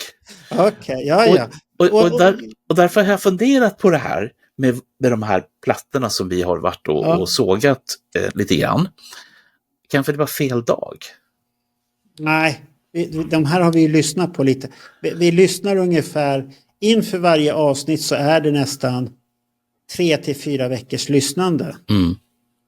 Om man är duktig, jag vet inte hur du gör Bernt, men jag har den att jag lyssnar ett antal gånger varje vecka. Sätter på den och lyssnar på den. Och antingen tycker jag det är bra och sen sista dagen innan inspelningen så låter jag den bara gå i butiken. För att känna vilka låtar fastnar automatiskt och vilka tycker jag om. För att man lär sig efter ett tag. Vissa skivor kan vara jättesvåra. Och det kommer säkert komma jättesvåra skivor i framtiden. Och folk undrar vad är det du lyssnar på i butiken egentligen. Men vilka serier tyckte du var toppar du då? Nej, men jag vill gärna slänga in Nördserien. Men eftersom du... Nördserien, är det samlare eller... Nej, eller menar du While the City Sleeps när vi... Nej, precis, när vi sitter och... när du och jag gosar ner oss i någonting. Okay. Därför att den är så pass udda i sig. Men det som du pratar om är jag håller väldigt gärna med om det du säger. Och jag tror inte jag kan köpa din röst till Nörderi-serien. Men du får tycka vad du vill. Kan de få vara med båda två någonstans? Ja, men du får säga vad du tycker är roligt. Det får jag upp till dig helt och hållet. Och där så känner jag att det som vi har ett utlopp för som jag uppskattar väldigt mycket, det är att när någon av oss får de här tokidéerna, för det är riktigt tokigt här, men jag tycker ändå att vi presenterar det på ett sätt som gör att andra engagerar sig i de här jättenördiga. Ja, det är lite lättfattad historik lite i dem också, så att man ska förstå ungefär vad det är för person. Det är väl ungefär som Roger nu kör sin den här djupdykande serie genom företag. Det är inte så himla lätt som många tror, för att det är väldigt svårt att hitta uppgifter. Uppgifter är spridda överallt och vissa företag har man ingen aning om. Vi har ju kört här precis Rocksteady och jag skojar ju lite i början utav den podden med att är det Rocksteady Crew vi ska prata om? Och Roger, vad fan, det är väl inte det vi ska prata om. Nej, men det är ungefär så. Det är så lätt att gå vilse i de här bolagen, och desto obskyrare de blir så blir det svårare. Så att han gör så gott han kan, och vi har ju sagt under hela tiden, är det någon som har någon fakta så får de säga till, återkomma, och det har vi ju fått fakta, och då gör vi rättelser under vägen. Och jag har för mig att i den var det att vi började med lite rättelser och samtidigt förklarade lite gott vad den programserien gick ut på också. Att det är inte det att det är Bibeln. Och det finns inga biblar i kisskretsar, för att ny fakta kommer upp varje dag. Bubblar det upp någonstans och sånt här, så att det är jättesvårt att vara på den här lilla happeningen på Sita häromveckan så sprang jag på Anders Tegner. Och vi pratar om, som vi brukar prata om när vi träffas, gamla minnen, gammalt skit helt enkelt. Och sen så vet jag att Anders berömde Alex Bergdahl oerhört mycket. Wow! Och det vi kom fram till, varför, det var att när vi var 16 år, 75, 14, whatever, unga tonåringar, vi startade fanclub 76 och så där höll vi på. Och vi grävde ju som fan efter information. Men mycket av det som ligger på bordet idag, hej Alex, hade inte vi en susning om. Jag hade inte den blekaste jävla aning om mycket av det här som har grävt fram idag. Ja, men nu var du elak mot dig själv, Bernt, och mot Anders också. Ja. För att ni levde i en tid där deras historia kom fram på deras sätt. Japp. Och nu lever vi i en tid där historien sprids utav många. Absolut. Och man kan se dokument, och man orkar gräva i dokument som Roger och Alex älskar. Ja. Jag förstår det. Jag är glad att det finns människor som orkar hålla på och leta efter sånt här. Det är ju mer fakta som har kommit fram nu. Ja. Och sen baseras det ju mycket på alla de här grejerna. Baseras på antaganden att det var säkert med 99,9% chans att det var så här. Men det är aldrig att det är 100%, för det kan man aldrig säga. Det är det som är det charmiga, tycker jag, med Alex och Carl, båda två. Det är att båda två är så pass nördiga att de också älskar det de håller på med. Och det sa ju Alex i sin podd här nyligen när han pratade. Den är lite annorlunda, men den är väldigt rolig. För det enda jag kom fram till att hade jävla konstiga artiklar i alla fall. Men det får man lyssna på den podden och komma fram. Men väldigt rolig podd att lyssna på. Men det är så roligt är att Alex inleder med att det går Barnjournalen går runt där och filmar. Och då är du och jag som gör barnjournalsreportage då. Ja. Och jag tar det som en komplimang. Absolut. Så att jag ser inte det så negativt. Och vi går runt där och intervjuar, och så gör vi en intervju med honom. Sen hade jag klippt ihop, så han tittar på det där. Så han insett när du ställer frågan, när jag ställer ju att du ska ställa frågan, när kommer du tillbaka? Blir det en return av Alex då? Ja. Alex Bergdahl, var det här sista turnén? Min sista turné. Jag har ju sagt det eftersom jag har ett riktigt jobb också. Och nästa år kommer det riktiga jobbet att påverka min vardag ganska mycket. Men jag är redan bokad att köra denna föreläsningen på 2 andra ställen. Och nu fick jag ytterligare en grej här. Ja. Så att, men som turné betraktat, jag kommer inte göra jättemycket nästa år. Men jag kommer göra några stycken, för jag tycker ändå det är roligt. Men jag kommer att behöva fokusera på andra delar av livet lite. I ett års tid ungefär. Jag ska bygga ett nytt bibliotek. Eller inte jag. Många ska bygga ett nytt bibliotek. Men jag är i allra högsta grad inblandad i att inreda sånt. Så inte sista gigget, men vi glesar ut dem lite. Less is more. Då blir det Return of Alex. Det var faktiskt en i Klippan som ville jag skulle göra en Dynasty-grej efter detta. Jag blev lite pepp på det, för Dynasty, där kan man ju prata i 8-11 timmar något sånt, för eftersom det händer så jävla mycket på det året. Så vi låter inte grisen rakas riktigt ännu, men till slut hamnar vi i Säffle. Och så ställer du den frågan, en vettig fråga utav alla konstiga frågor som jag har ställt där också. Och jag vässar den dessutom. Och så säger han så här att han fick en liten annorlunda sätt att se på sig själv. Han tyckte att det den personen sa och vad kroppen och blicken sa var helt olika saker. Så han gick och hade pratat med sin arbetsgivare att han vill inte ha de där uppgifterna han skulle ha de närmaste 2 åren och ville ha andra uppgifter istället. Och det betyder inte att det blir Return of Alex på en gång här nu. Det är inte någonting sånt. Men det är det att ibland, han menar väl det att det kan vara spännande att få se sig själv utifrån och titta, vad säger den där fanskapet? För det tycker jag att det ser vi på oss i podden, och det tror jag våra gäster många gånger när de ser sig själva. Vad är det så här jag är? För nu är du och jag vi är inne på 3:e säsongen, ska börja 4:e. Jag har blivit van med mig själv på tv. Jag reagerar inte på det på YouTube. Jag reagerar inte på om jag lyssnar på. Jag lyssnar mer på det jag säger. Jag stör mig inte överhuvudtaget. Det kan vara lite svettigt. Jag har märkt en rolig tendens. Vi har gjort 2 engelska poddar här nu. En kommer nästa år. Och så gjorde vi det här med Tiffany och spriten då. Och då tycker jag att det är lite jobbigt. Jag förstår engelska jättebra. Och det märker vi när vi pratar, du tappar ord och så kommer jag med just det. Så hjälper jag dig på traven med det ordet. Men det är det här att man är inte lika snabb. För jag tycker om att vara snabb i tanken. Det som finns här ska komma ut fort. Jag hatar när det blir nej, det är det värsta jag vet. Det ska ut med det fort. Så att och det blir det inte på engelska. Men jag har märkt en tendens på båda poddarna. För den andra är klippt också. Det är det att jag är lite som en trögstartad Amazon i början. Men sen när den har puttrat igång så kommer det mer och mer. Det är lite lustigt tycker jag. Så att man kanske ska... Det finns ju sådana här kurser.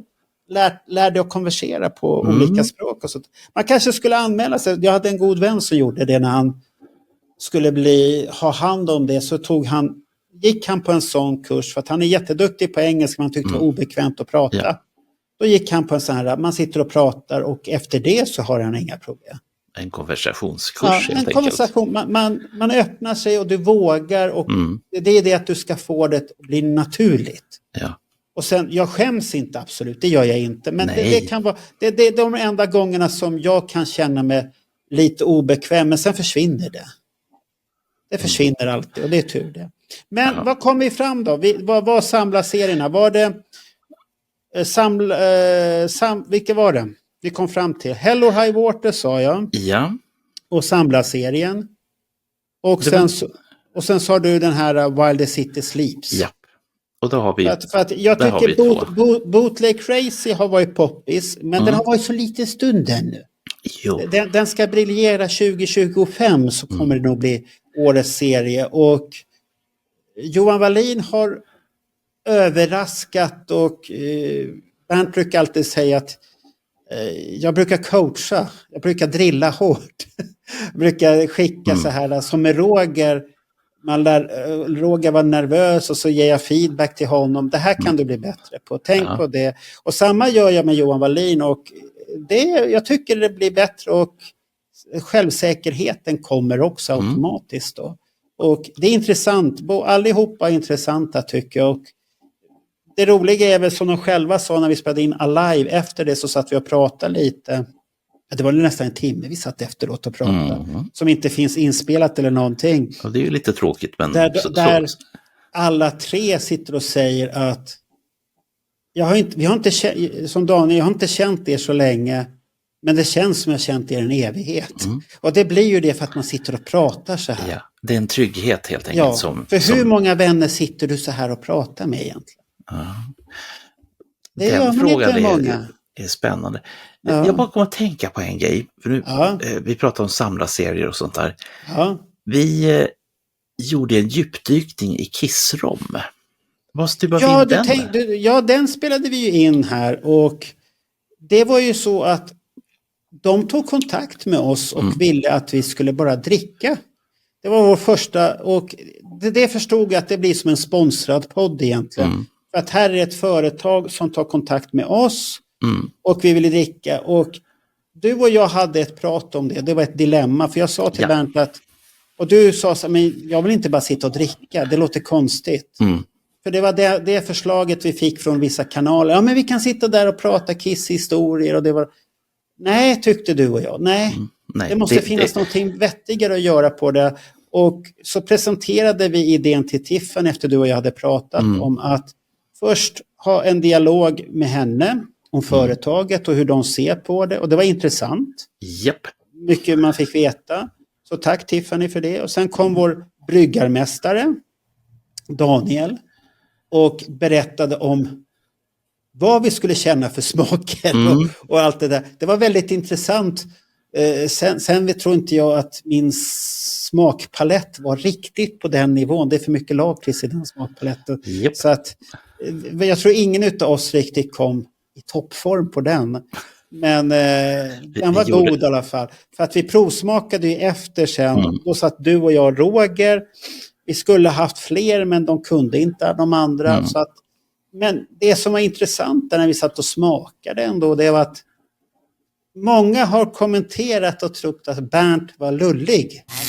We know that it's such a revered album, and a 50th anniversary is such an amazing accolade, an amazing celebration to connect a product to. So when we approached Kiss about it, they were super delighted.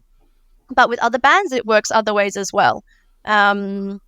But this was a really perfect match. So we just had to make sure we got a liquid that lived up to the anniversary name. Det är otroligt abstrakt då. Men det är klart att jag har de tankarna när jag gör det. Och det finns ju också anledning till att det är lite starkare. Det är lite rivigare då. Sen om det är... Jag definierar det som att det är lite rockigt. Men det kanske inte alla gör. Men det är lite rockigt för mig då. Så är det någon ny... Så att finns det någonting mer att säga, eller vill du Bernt sitta och smutta lite till? Jag funderar på en sak. Det här kan för lite en ovanlig grej. Kan man ju isglass åt det här? Ja, nu är det alkohol i den, så den lär ju frysa väldigt dåligt. Ja, nej, det är minus 18 i alla fall. Ja, men du kan säkert ha det som glögg om du vill. Men nu var det här som Daniel sa, att det här var väldigt fint. Men jag tänkte så här. Nu är det så här att man blir inte lullig på det lilla Bernt hade smakat. Det är så lite så att det ser mycket ut på det där glaset, men det är tunt, det är så smalt så att nej, man blir ingenting. Det Bernt kan ha... Det du kan ha känts lullig av egentligen, det var väl att du var lite uppspelt över hela grejen. För att det var väldigt mycket grejer inför när vi spelade in den här spritsnutten. Hur ska vi ha mickarna? Hur ska vi ha... Sen skulle du komma hem till mig också. Ja. Och till den här fina studion vi har här. Jajamän. Och du fick se här att den var stor som attan. Ja, nej, men jag menar, vi har gjort hur mycket poddar som helst. Ja. Och så kommer man till din poddstudio live. Och då blir det så här, vad fan ser det ut så här? Ja, och sen när vi då sätter oss snyggt och prydligt i en treenighet, så bara tänker jag, vi kommer inte få plats. Vi är rejäla pöjkar allihopa.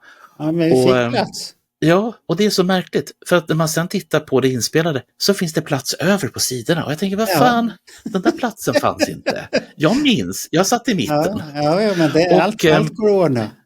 Ja, och sen, så att jag tror att det är lite grann utav det här, jag vet inte fan vad det kallas för. Är det vita rocken-syndromet eller det hände någonting med dig och för sen efter vi plockade bort här ihop och du kom hem till mig, det var ingenting utav det här småfnissandet eller någonting. Det var ungefär, du gick 4 meter, det här studion är på samma våning som jag bor på, så att du gick ungefär 10 meter, sen var du nykter igen. Ja. Om det är ens en gång 6 meter kanske du gick, och så att det var ingenting. Så att alla som har trott att Bernt är lullig, tyvärr, han var inte lullig, han var bara uppspelt. Ja.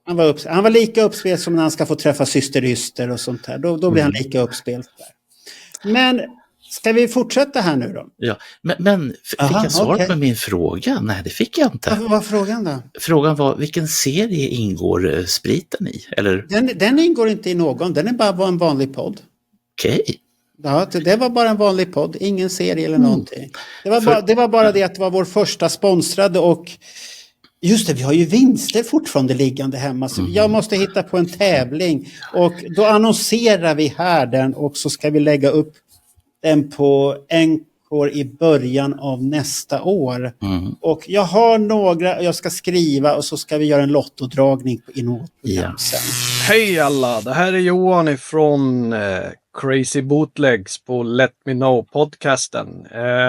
Jag är den nya killen i teamet. Jag har gjort 2 avsnitt tillsammans med Marco och Bernt, vilket jag är otroligt tacksam och glad för, och även från responsen från er lyssnare och tittare har varit mer än jag kunde tro. Så tack så hjärtligt, och vi kommer ju utveckla som sagt var den här programserien under tidens gång. Så egentligen vill jag ju bara tacka Marco och Bernt för att jag fick chansen, och även tacka mina andra kollegor Daniel och Roger för det här. Och sist men inte minst så vill jag önska er alla ett riktigt gott nytt år. Mysvärt och kuriosa heter rubriken. Sprit? Nej, det är bakom kulisserna. Vi ska dela med oss av lite roliga anekdoter, missöden från inspelningen under året. Mina mikrofoner, mina kameror, mina allting. Det är ju ett stående exemplar, fast det har blivit lite bättre. Nu har du lite problem med ditt bredband fortfarande när du är live. Det hackar och har sig ibland, och jag vet inte varför. Men bilden är bra. Men annars är det ju ett stående skämt när Bernt kommer upp. Vad har han för problem idag? Men nu har du inte haft problem de senaste gångerna. Nej. För det kan du fråga Daniel. Ja, där kommer IT-tekniken nu. Vad ska han ha för problem nu? Och det är alltid någonting. Men nu är det inte jag, nu är det andra. Ja, nu har andra haft problem faktiskt. Så att annars några bloopers, nej, det tycker jag väl inte. Har vi haft någonting sånt där? Spelar vi in dem överhuvudtaget? Det är ju nästa fråga. Nej, vi har ju haft några, men de är oftast bort. Men det är ingenting så här stort. Det är väl att man har sagt något fel bara. Eller något sånt där. Men det är ingenting. Inspelningar vi har gjort, när vi har gjort de här videogrejerna. Ja, nu senast när du vimlar. Så nej, det var inga konstigheter där heller. Jag klippte inte bort. Det kan säga saker som man är tvungen att backa på direkt. Ja, men det är inte så att det har störts. Det är väl att jag kan klippa ner om du blir lite för utdragen i någonting. Jag klipper bort ibland Bernt, och Bernt vet inte. Det är när hans garderobs öppnar sig. Och jag tänker, nej, nu är det för 50:e gången, då åker det väck. Och det roliga är att Bernt märker inte det. Det är kanske därför du pratar alltid om garderoben. Jag har inte pratat. Ja, det är väl som så här. För det som också har hänt är ju att jag har inte klippmakten, utan den sitter ju Marco på. Ja. Och det gör att när man sitter och har ett samtal som kanske är 3, helst 4 timmar, så blir det ändå som så att man kan inte ha med allting. Nej. Och jag har blivit hårdare på klipp också. Men jag märker att det har ingenting med det här att göra. När vi har fått iväg lite för långt och klippt bort det. Precis, eftersom trots allt så är det på det här viset att ni kära tittare och lyssnare ska ju också stå ut. Ja, de ska ju orka lyssna. Ja, och de poddarna är långa som de är. Och jag märker det till exempel, jag har ju en egen sån här YouTube-spellista, och det är på lite drygt 1300 poddar som jag följer. Och det gör ju att för att få mig att titta på en podd, då ska det vara en bild som är snygg, eller vad ska man säga, förförisk. Och bra ljud och sånt här. Det är väldigt viktigt tycker jag, bra ljud. Bra ljud är nästan viktigare än bra bild. Ja. Ljudet är nästan nummer 1 och sen kommer bilden. Ja. Och allt det här är Marco kanonbra på. Sen har vi ju nästa grej som måste få mig att känna att jag vill titta på den här podden. Nu pratar jag inte om våra poddar utan om andras poddar. Och sen så tittar jag på första raden, den där som man ser. Är det där intressant nog för mig att klicka på play? Och speciellt men det där är jättesvårt att veta. Det är jättesvårt. Och folk är olika. Det är ju det som är grejen.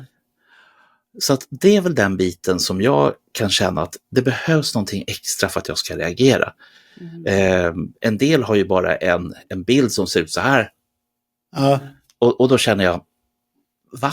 Nej, det talar inte till mig. Olika bilder på varje avsnitt. För att, jag tycker att det är lite viktigt att man ser ungefär åt vilket håll det barkar åt. Ja, så man vet om man ska... och det kan man läsa av på bilden många gånger.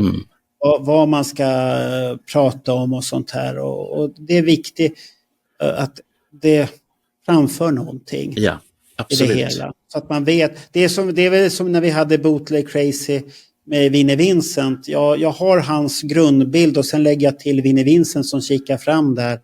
Och då blir det, och samma var det när han gick med Peter Criss. Då är det Peter Criss som tittar fram och sånt här för att det ska bli lite roligt. Och på Hell or High Water, då är det albumet som syns klart och tydligt. Så att det är inte så mycket mer att diskutera egentligen. Och de som är vana tittare utav vår podd, de fattar ju det här. Ja. Men då är det viktigt att även de som kommer in, för att det kommer ju nya... Ärligt sagt, jag fattar inte vad alla tittare och lyssnare kommer ifrån. För att jag tror att jag vet inte om vi pratar om det här i en podd. De kommer från alla möjliga håll och det sprids och så kommer och så försvinner det och det kommer. Men jag har ju pratat, du frågade ju här nu när vi sist var det nu när vi sist var på Alex och då var vi ute och åt innan. Ja. Och vi pratade och då sa jag det här att Kiss Army Sweden har runt mellan 700 till 1000 medlemmar, betalande medlemmar. Och en podd har genomsnitt... Vår podd då har genomsnitt ungefär 1500 lyssnare, både som sämst då, både på ljud och video. Ja. Medan det kan oftast ligga på de flesta avsnitten totalt över 2000. Både på ljud och på... Och då tycker jag att, då sägs men det finns ju så många på Kiss Nerds, det är 5000. Ja, det är 5000 människor som tycker att det är lite intressant med Kiss. Men hur många utav dem är villiga att lyssna på någonting om Kiss? För det ser du ju på Alex föredrag. När vi pratade om Glickman Mark så tyckte de att det var mer viktigt att det var exklusivt för ett fåtal. Ja. Egentligen än att slå på stort och det ska vara jättebiosalong, för att det är inte säkert det kommer. Och jag har gjort 2 Kiss-evenemang. Det snurrar runt 300. Som max var det väl lite över 300 på Kruthuset. Och på Bruce, när vi hade Bruce Kulick så var det strax över 200 betalande. Och det är inte mycket, för det är det här att stora massan engagerar sig inte. Medan det finns en trogen skara av fans som engagerar sig. Och har man då minst det antal som finns på Destroyer, då är det bra, tycker jag. Ja. Att du har 1000 lyssnare minst på varje avsnitt, om det är både video och ljud på tillsammans, så är det jättebra. Sen får man ju tänka på att vissa har gått över till video, då tittar de på video, då lyssnar de ju inte på det samtidigt. Nej. Finns det de som gärna lyssnar, de kör bil, och då kan du inte titta på video. Nej. Men de kanske hör någonting, men det här kanske jag vill se, då kan man gå dit och titta på det. Ja.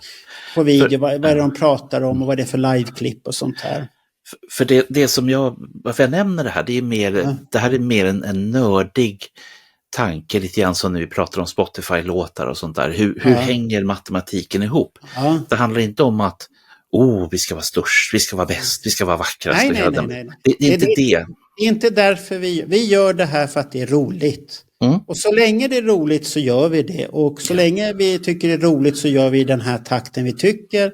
Och ämnen, det är inte det är brist på. Nej, absolut och vi har ju tagit in våra experter och skulle vi vilja ha, så skulle vi kunna ha expertavsnitt varje vecka ett helt år. Det är inga problem med det. Så att Roger är gärna med, Daniel älskar att vara med. och du har Johan Wallin som tycker det är jätteroligt. Men det får ju inte bli att man bränner sönder det helt och hållet och man tappar intresset. Så att då varvar vi det och försöker i alla fall ha med minst efter 4 vanliga avsnitt så kommer de tillbaka. Så hej och nu är de här och det tycker jag är rätt så bra. Och Daniel är ju, han är ju den charmigaste. Och är det inte dags för ett samtal här nu igen? Ska vi inte sitta och mysa på en fredag? Han gillar att mysa på fredagar. Men det är rätt så roligt så att det är inte mer med det. Så att ska vi som inte hade... Daniel, jag vet att du tittar.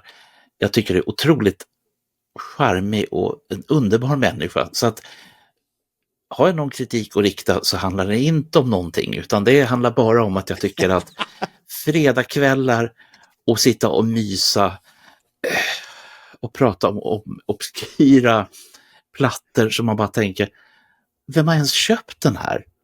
Det vill jag gärna göra en dag. Jag tycker jag är ju ensam oftast hem och det har ju fallit in på det att det är fredagar när jag har jobbat och jag tycker det är helt okej att sitta där. Jag har inga problem och jag tycker det är roligt och man sitter och pratar med sina vänner och man sitter och pratar om ett album. Jag tycker det är helt okej. Och sen har vi ju spelat in också på söndagar mitt på dagen eller något sånt här. För att då kan man hitta på någonting annat. Så att vi brukar planera in det. Precis. Så att, men ska vi fortsätta då här? Nej, absolut. Ja. Då fortsätter vi här för att det finns inga roliga bakom kulissen historier egentligen. Vad har vi inte det för? Tjena, Niklas från Kiss Army Sweden här. Då går vi mot slutet av 2024. Kanske inte det mest händelserika Kiss-året som vi upplevt. Men jag kan lova att 2025 blir häftigt. Bra Kiss-år för oss allihopa. Mycket nya häftiga grejer som kommer att hända. Det har jobbats hårt bakom kulisserna ska ni veta.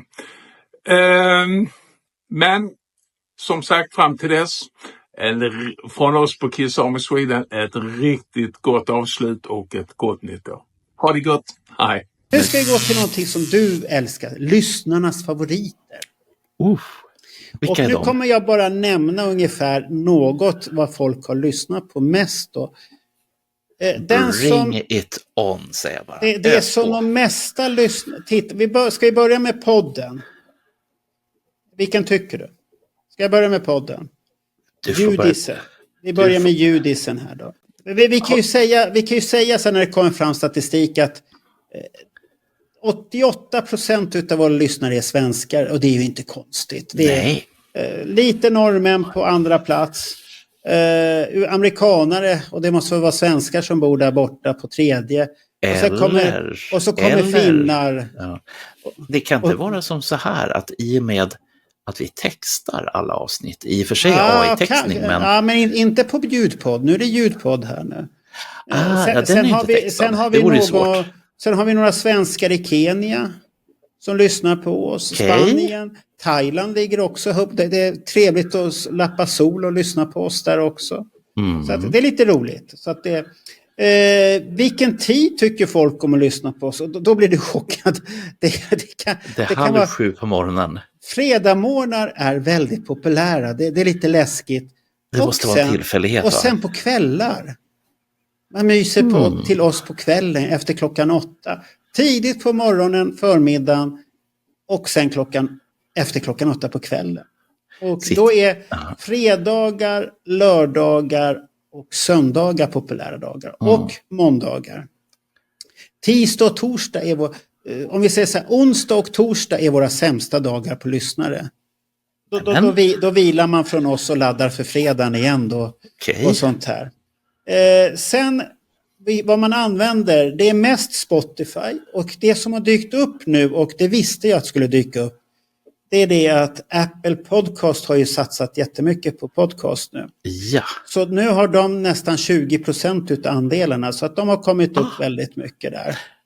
En intressant sak i det här är ju att när vi startade upp hela den här historien för, vad är det nu, 4 år sedan, 3-ish, så var resonemanget för att då handlar det om att få ut podden på alla poddplattformar som fanns. För det var mickligt i början. Vilka ska man välja och vilka ska man trycka ut det på? Men, och då var resonemanget att det är ingen som lyssnar via Apples podcast i alla fall. Nej, det behöver vi inte fundera på. Och så nu då bara 20%. Det är nämligen så att lyssnarna, de som älskar att lyssna på det, de har älskat ett avsnitt från 2 februari. Och så tänker Bernt, vad är det för någonting?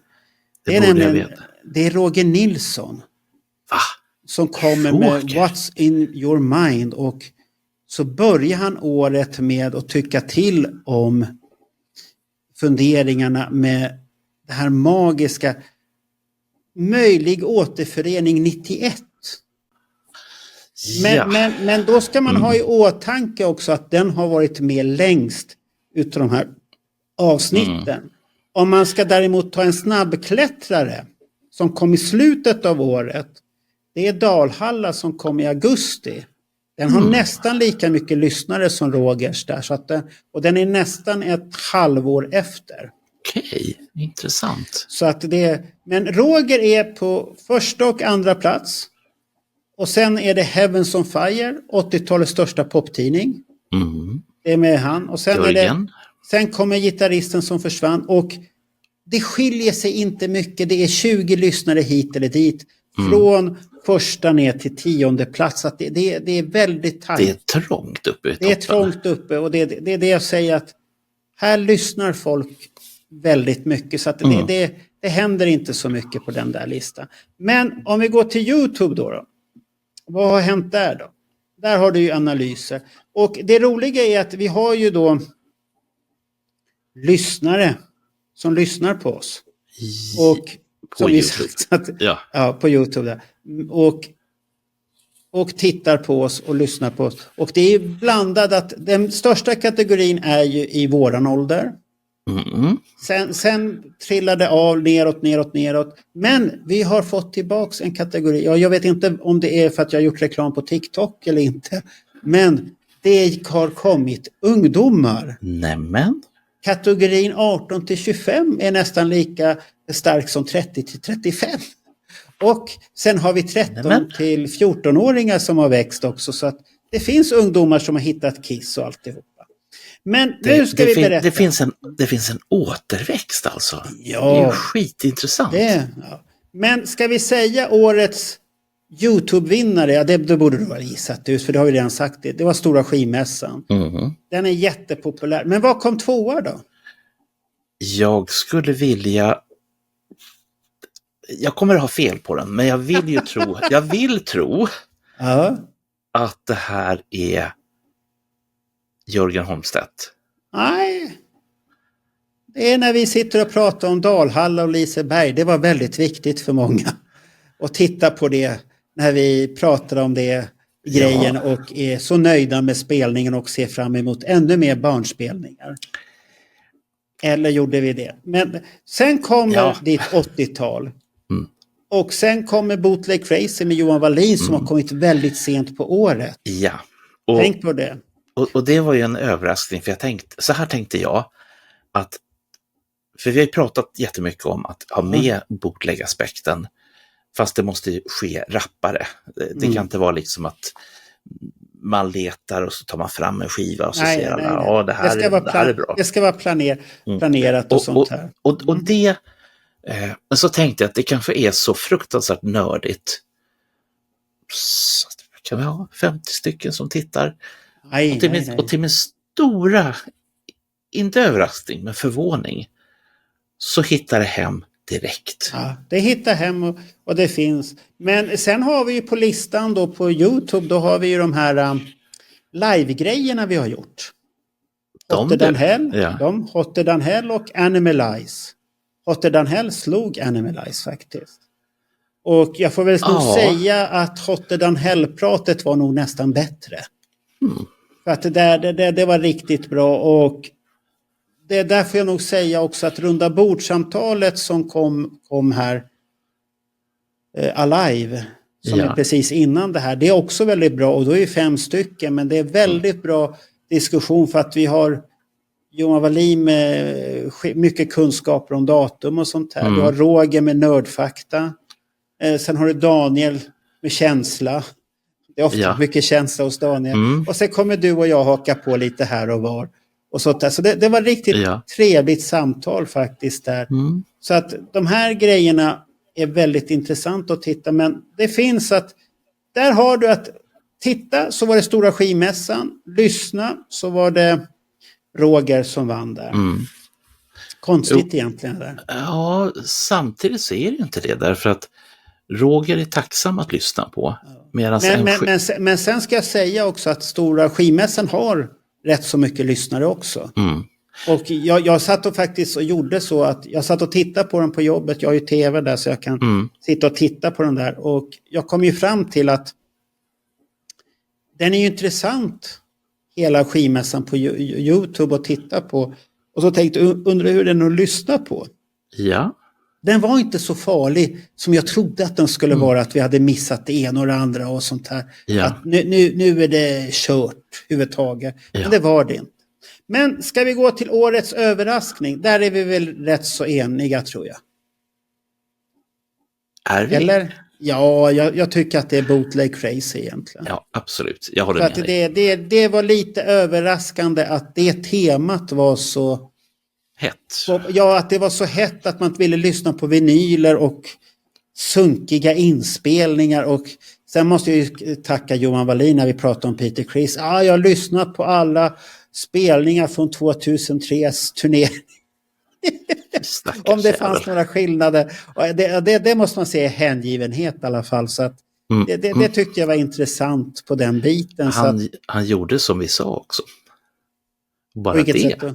Ja, men jag tycker det är årets överraskning. Annars samlarserien kommer nog på god tvåa med sina överraskningar. Att de som är med bjuder på sig själva så himla mycket. Ja.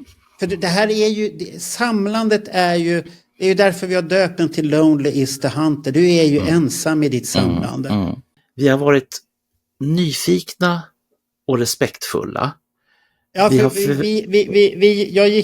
när vi diskuterade så sa jag till dig också att vi måste förklara till varenda samlare att det här går inte ut på att håna dig eller någonting.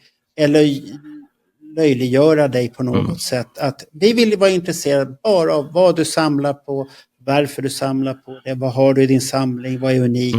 Ingenting att det ska håna, för det ska vara på respekt för.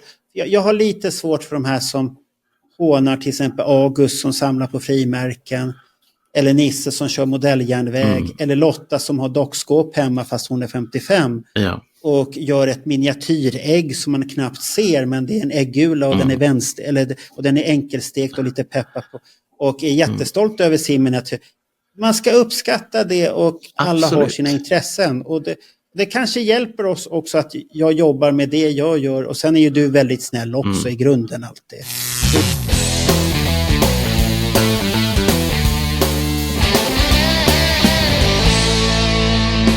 Framåtblick. Nej, jag vill betala.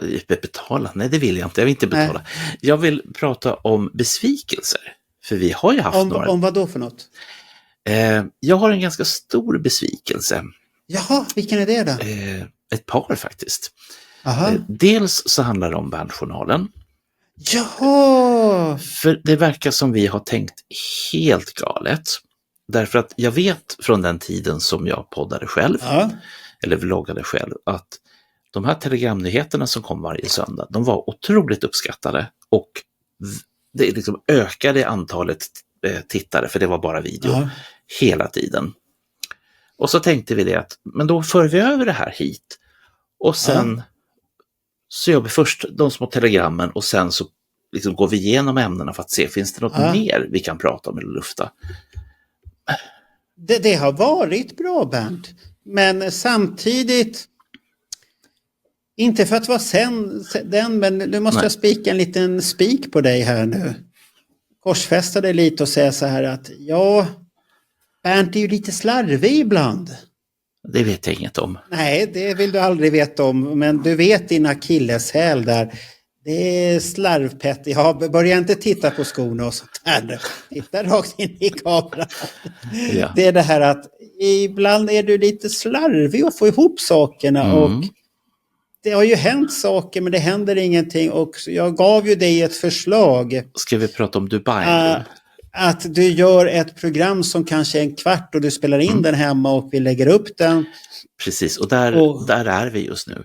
Ja, att vi gör det lite enklare för oss själva också.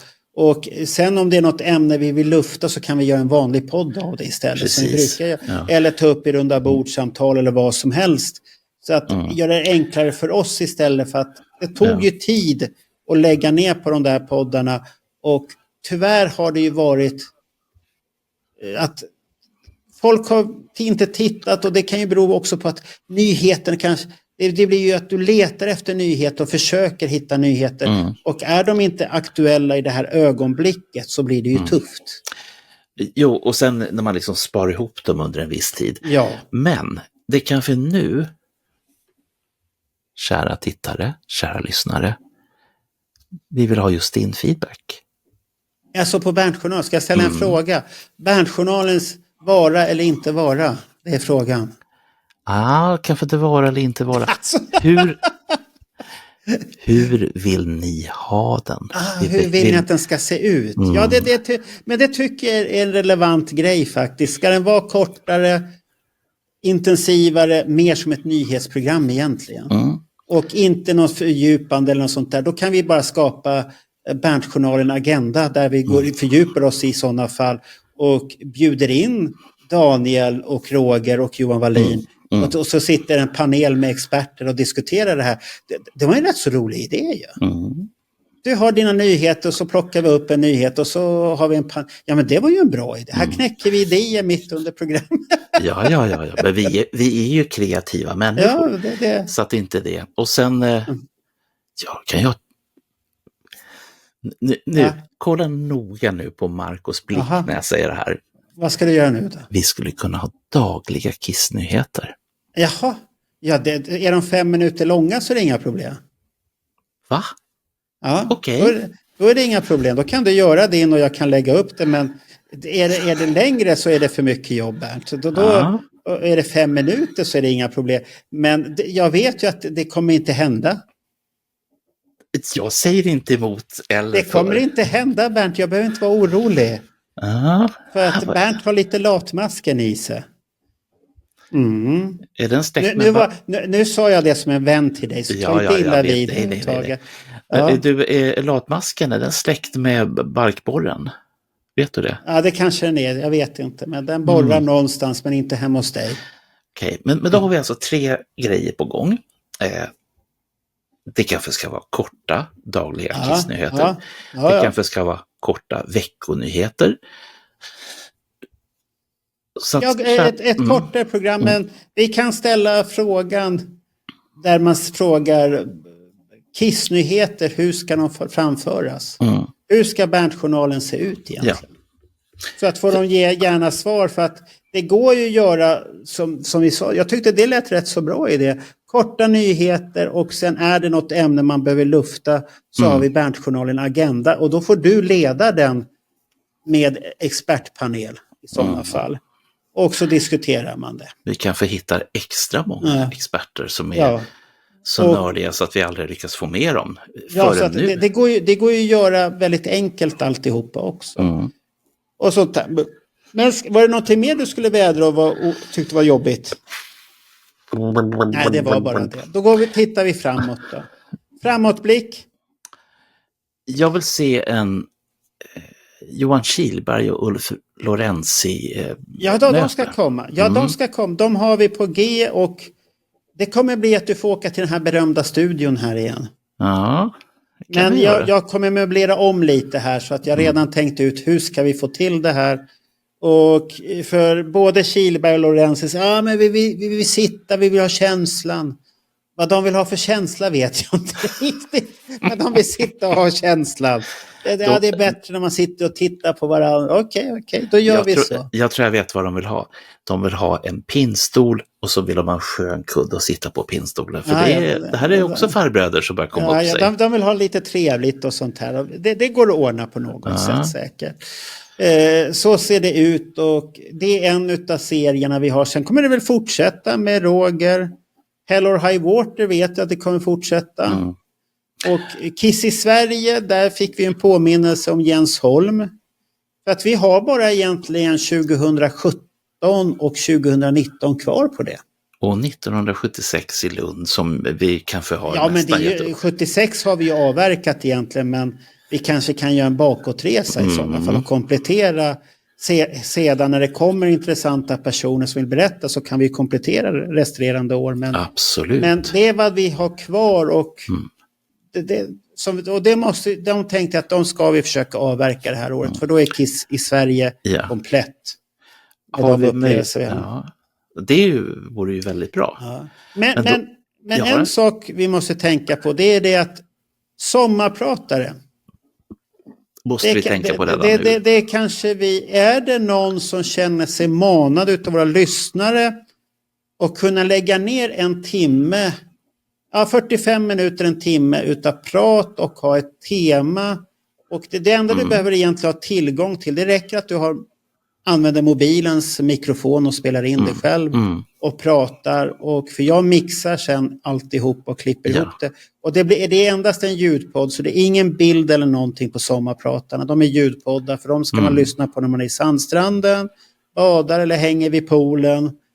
Eller sover efter att man har solat och har det lite i lurarna i bakgrunden. Så här lite lätt. Så att det är vad det går ut på som Hot in the Shade som det serien heter då. Där söker vi så att har du något att berätta, vill dela med dig och vågar ta det beslutet så får ni gärna höra av oss så kan Bernt och jag ta beslut hur många sommarpratare vi ska ha sen. Det kanske blir fler än 3 beroende på vad vi får respons och det får vara kända kissnissar, det kan vara okända. Bara ni har någonting vettigt och det inte blir att du får tänka, lyssna på sommarprat på radio. Lyssna på våra sommarpratare så förstår ni ungefär hur känslan ska vara. Och jag skulle säga så här, nu kanske jag tutar egen trumpet, men jag skulle säga att det är inte så svårt. Om man, nej. Om man skalar av. Jag har en tanke där, Bernt. Ska du göra din garderobspecial som sommarprat? Så att du får prata av dig om din garderob så har du pratat av den för bubblan var vidrigt. Så för gott. Du har pratat av den för gott sen. Och så tänk dig själv vilken terapi för dig själv. Du pratar av den, lägger din sommarprat och sen behöver du aldrig tänka ner på det. Jag tänkte ju till exempel kanske Hans Hattvig skulle kunna tänka sig att sommarprata. Ja, om du får tag på honom så är det Anders Tengner, Olle Östergård, Patrik Arvedal. Ta kontakt. Ja, de kan väl få komma själva. Så, kom. Du är alltid rädd med att ta kontakt med folk. Nej, det är det inte. Men för Olle Östergård har jag varit många gånger och pratat med. Och då undrar ni förstås, han är ju en stereoskopkille. Jajamän, stor Kiss-fan. Jävla ribbenlåda. Han är på allt som har med Kiss att göra. Var det inte han vi mötte i Dalhalla? Han var där och tittade på... Jo. Och grejen är att han har en del... Jag ska inte avslöja dem. Men han har vissa grejer gemensamt med mig ifrån en viss period i livet som vi precis har pratat om som jag inte tänker nämna vad det är. Jag tog kontakt med någon som har mycket gemensamt med dig. Jaså? Ja, för du har haft så svårt att ta kontakt med den personen så jag tog kontakt i din räkning och skrev att Bernt vill ha med dig. Dregen? Nej, Heikki Harjo. Ja, herregud. Välkommen Heikki. Ja, så jag tog kontakt med honom och så skrev jag att du ska vara med. Ja, varför inte? Fick jag till svar. Så att det är bara att vi bokar. Heikki har så himla mycket att berätta från, framförallt från den tidiga tiden. Ja, det var det som var det viktiga. Ja. Och Heikki. Ja, men du ska inte avslöja någonting mer om Heikki. Nu är det bra. Nu stänger vi det. En sak måste vi berätta. Jaha. 1980 i Stockholm. Ja, men den har alla hört, Bernt. Nej, inte den här. Jo, alla har hört den. Att han var på inspelningsplatsen när de spelade in kakkalaset. Den vill vi höra om. Ja, men det hörde vi utav Kihlberg, han berättar ju det där. Ja, men Kihlberg, skit i honom. Nu pratar vi om pudens känsla. Ja, men då finns det mycket historia där. Okay. Alltså, vi kommer att kunna till liv här igen. Vad bra då. Det kan ju bli en 5-timmars podd med Heikki. Inga problem. Ja, men då får vi dela upp det i sådana fall. Men var det någonting mer vi ska säga, eller ska vi tacka våra lyssnare för ett trevligt trevligt år vi har haft och gott nytt år, och sen att det är säsong 4 som börjar nästa år. Får jag liksom kliva långt in här nära? Jag trodde du skulle fråga hur många avsnitt har vi gjort? Ja, den frågan kommer. Men eftersom du har lyft upp tacksamhetsgrejen så vill jag bara säga som så här. Tack alla ni som har kommit fram till en förvirrad programledare. Det har säkert hänt dig också, men som kommer fram till mig och säger: hej, vilken bra podd ni gör. Vad spännande grejer. Jag har lite tips.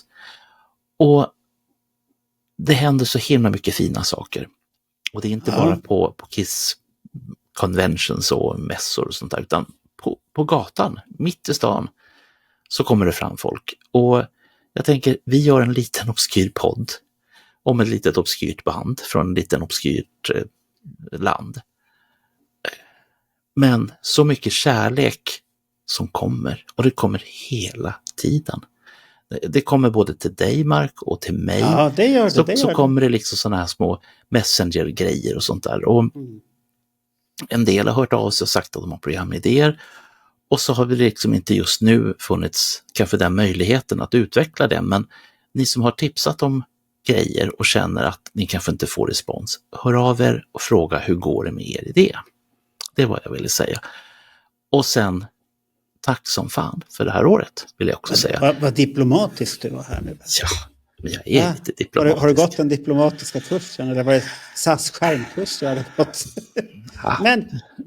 Men såklart folk får komma med idéer, men det är ju det här att det ska ju vara fortfarande någonting som Bernt och jag nappar på. Det får de inte glömma på.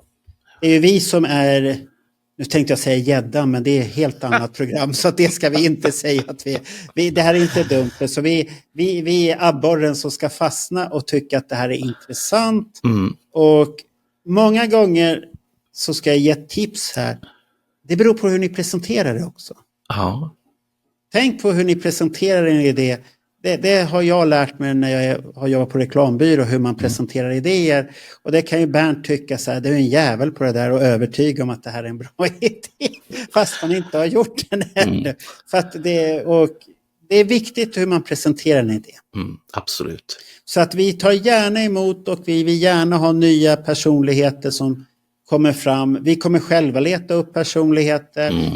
Vi vet att vi kommer besöka. Vårt närmaste besök är mot Eskilstuna, jag för mig det var. Är det vår nya programserie On Location? Nej, det är samlarserien. Men han var ju värst på Kiss. Kiss-vinyler, och då bestämde vi att vi ska nog åka dit och titta och ha en trevlig pratstund med en vinylbutiksägare. Hur det är att äga vinyl egentligen. Och ha så här mycket. Hur vet man vad man ska ta hem och allt det här. Och det tror jag kan vara häftigt. Och det är vad heter det? Zombie Records var det. Jo, det var det. Och Eskilstuna är dessutom en Kiss-tät stad. Så att vi kanske eventuellt fastnar en hel helg där med. Ja, det kanske kommer några andra gökar dit också. Där vi åker morgontåg och så åker vi hem något sent tåg därifrån. Så vi kan inte stanna kvar i förorten. Eller så sover vi på någon soffa. Och så nej, får vi det är skjutningar och sånt där. Det går inte. Men hur många avsnitt tror du att vi har gjort hittills då? 68. 68? Ja, det vet du att vi är förbi så länge. Nej, jag menar alltså 68 avsnitt i år. Jaha, jag tänkte på totalt. Jag skulle säga... Vilket nummer tror du att det är på det här avsnittet idag? Och det enda sättet att veta det riktigt är att jag kollar på vår ljudpodd. För där ligger de precis som det ska. Okej, jag säger så här. 169. Ja, det var inte dåligt gissat. 161 med det här. Ja, och vi kommer närmare och närmare många andra poddar också. Det tycker jag är spännande. Alltså, det har inte jag reflekterat över. Nej. Men du tyckte det var spännande. Okej, ja. Numrering, antal. Ja, numrering är inte viktig för att jag tycker att avsnitten ska vara tidlösa. Ja, men grejen är att, och det är ju otroligt medvetet, det står inte episodnummer heller. Nej, för du ska kunna lyssna på vilket avsnitt. Det enda som finns ett datum på, det var ju Bernt-journalen så att man vet vilken tid nyheterna är. Och det är ju meningen också att det ska vara på det viset. Men annars tycker jag att det är viktigt att nyheter är alltså de här poddarna är tidslösa, för de är ju det egentligen. Ja, för det är ingenting. Det är som det är. Ja, men det handlar om någonting som har hänt. Och det är ju alltid en historisk händelse och den är ju tidslös. Precis som du säger. Den är viktig så. Men 161 sa du? Ja, 161 och vi har det betyder alltså att om och förutom det så månader, har vi ett antal klara redan också. Fast vi har gjort 161 så jag har inte sagt de som redan är på 2025 och väntar där redan. Nej. Men vet du vad det här betyder? Det är att om 2 månader så är vi uppe i drygt 180. Om 3 månader knappt 190. Alltså. Jaha, så du menar att vi är uppe, då är jag uppe på 200 då kanske? Ja, snart. Oj, vad spännande. Fast det kommer vi bara liksom, 200. Nej, men det är lite spännande om det kommer dit upp. Det är rätt så stort att vi har lyckats hitta så mycket samtalsämnen som vi har gjort. Och det tar inte slut heller. Nej, allting beror ju på vad man hittar för folk, personligheter som vi pratar och vilka ämnen man hittar. Ämnen är inte problem och tack vare våra experter är det inga problem. Och ett tips här, finns det några experter, så om du är expert på någonting, ta kontakt med oss, presentera dig vad du är expert på och vad du vill göra för någonting. Så kanske du blir en av våra experter och får komma med. För att det här är ju en community. Vi är ju här, jag och Bernt är programvärdarna och så bjuder vi in andra till vårt samtal. Och är du expert och har någonting att tillföra och du tycker att det här saknas, ta kontakt med oss. Så försöker vi hitta på någonting alltid. Och då pratar vi Kiss och inte frimärken. Nej, det är bara Kiss. Det ska vara Kiss eller Kiss-relaterat. På något sätt kissigt. Det lät ju konstigt, men på något sätt kissifierat om vi säger så. Så att det är det viktiga. Och så blir det bra. Varför har du har du varit på dumheter, Bernt? Det bara började. Ja, jag börjar bli orolig för jag har sett en kvinna som du känner som också varit hos doktorn för att hon har hostat i flera veckor. Du skulle vara lugn med kvinnor, Bernt, sa du ju. Ja, det är svårt att låta bli, vet du. Ja, jag mår du bra av det så är det bra. Ska vi tacka allihopa nu och så syns vi nästa år. Ja, du, jag har en fråga till. Den här kan du inte svara på, så därför jag ställer den.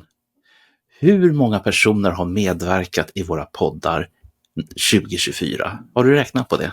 Nej, det vet jag inte. Jag kan kolla här.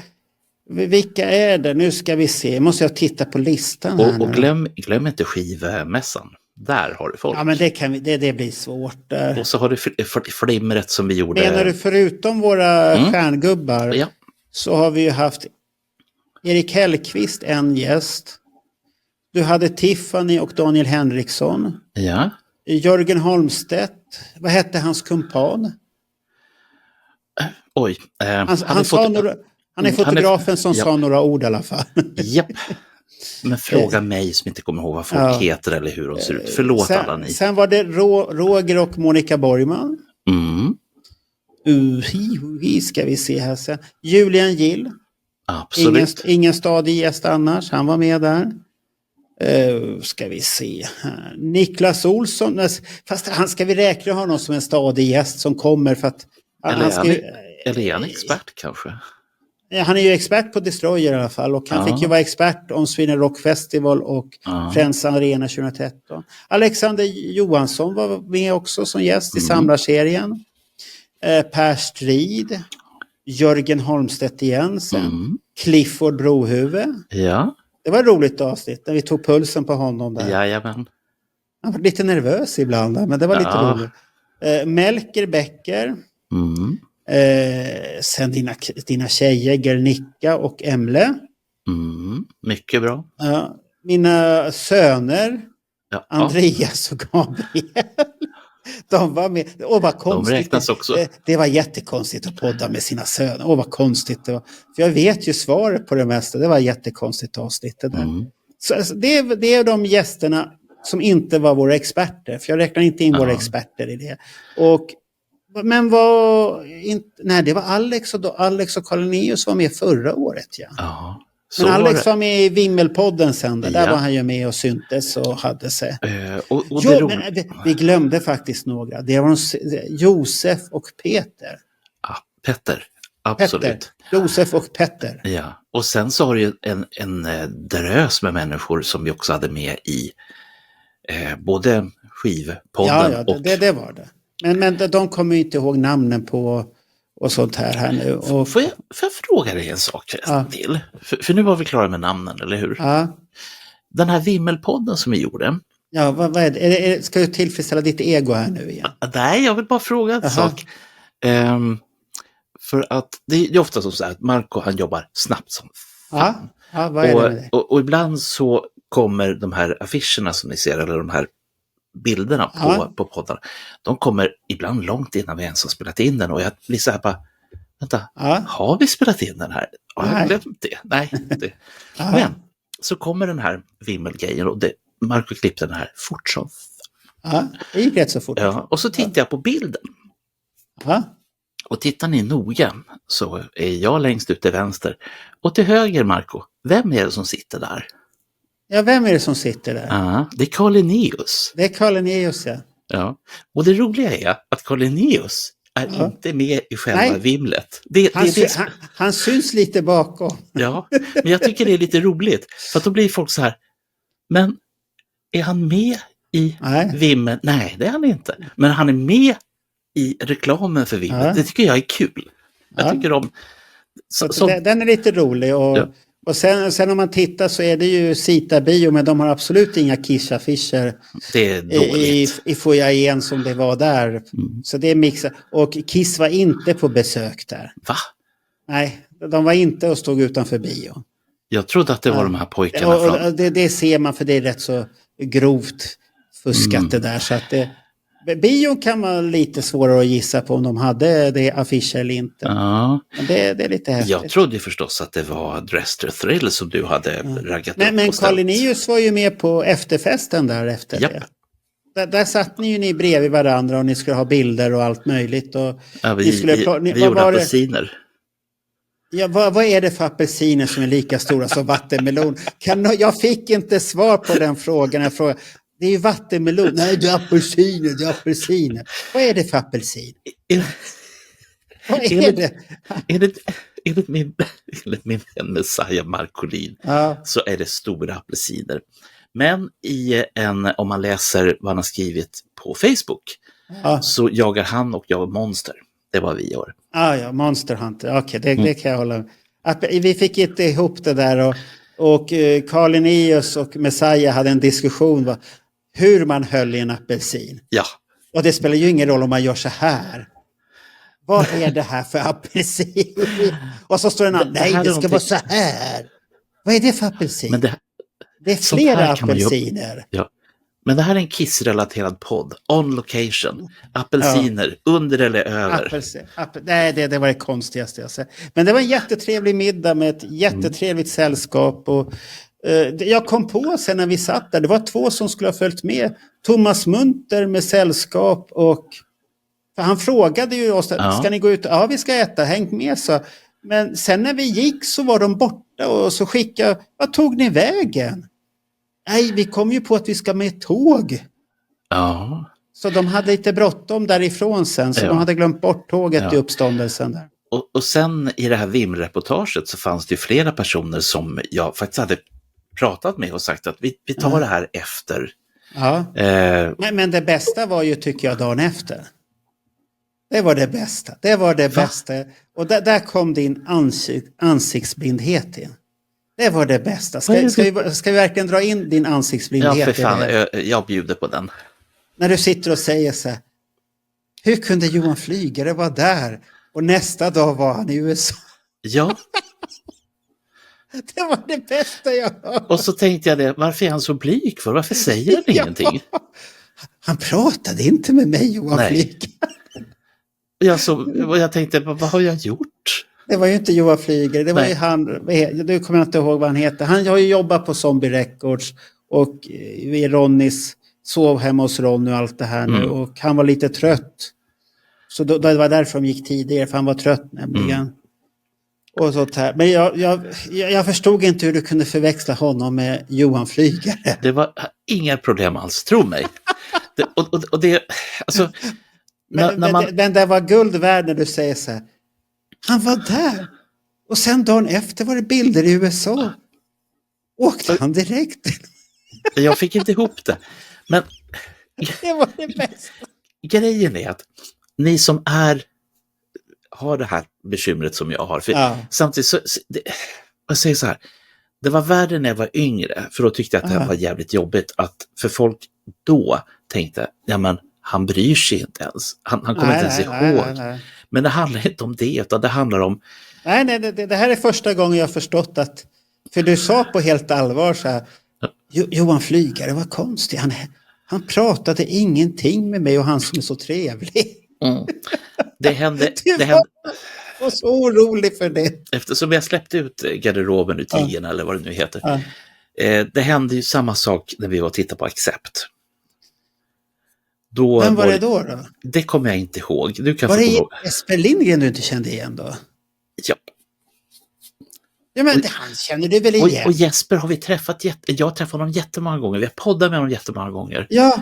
Och sen bara... Jag vet inte vem det är, men han kommer ju så, ni ska komma dit och dit. Vi kan tyvärr inte det, och det var ju synd det. Men det löstes i alla fall att vi har fått en intervju med hans kumpan där. Japp. Och den är färdigklippt och alltihop. Jag har klippt färdigt den och den ligger där och väntar. Och tack Jesper. Och förlåt Jesper för att jag inte kände igen det. Men det har inget med dig att göra, utan det...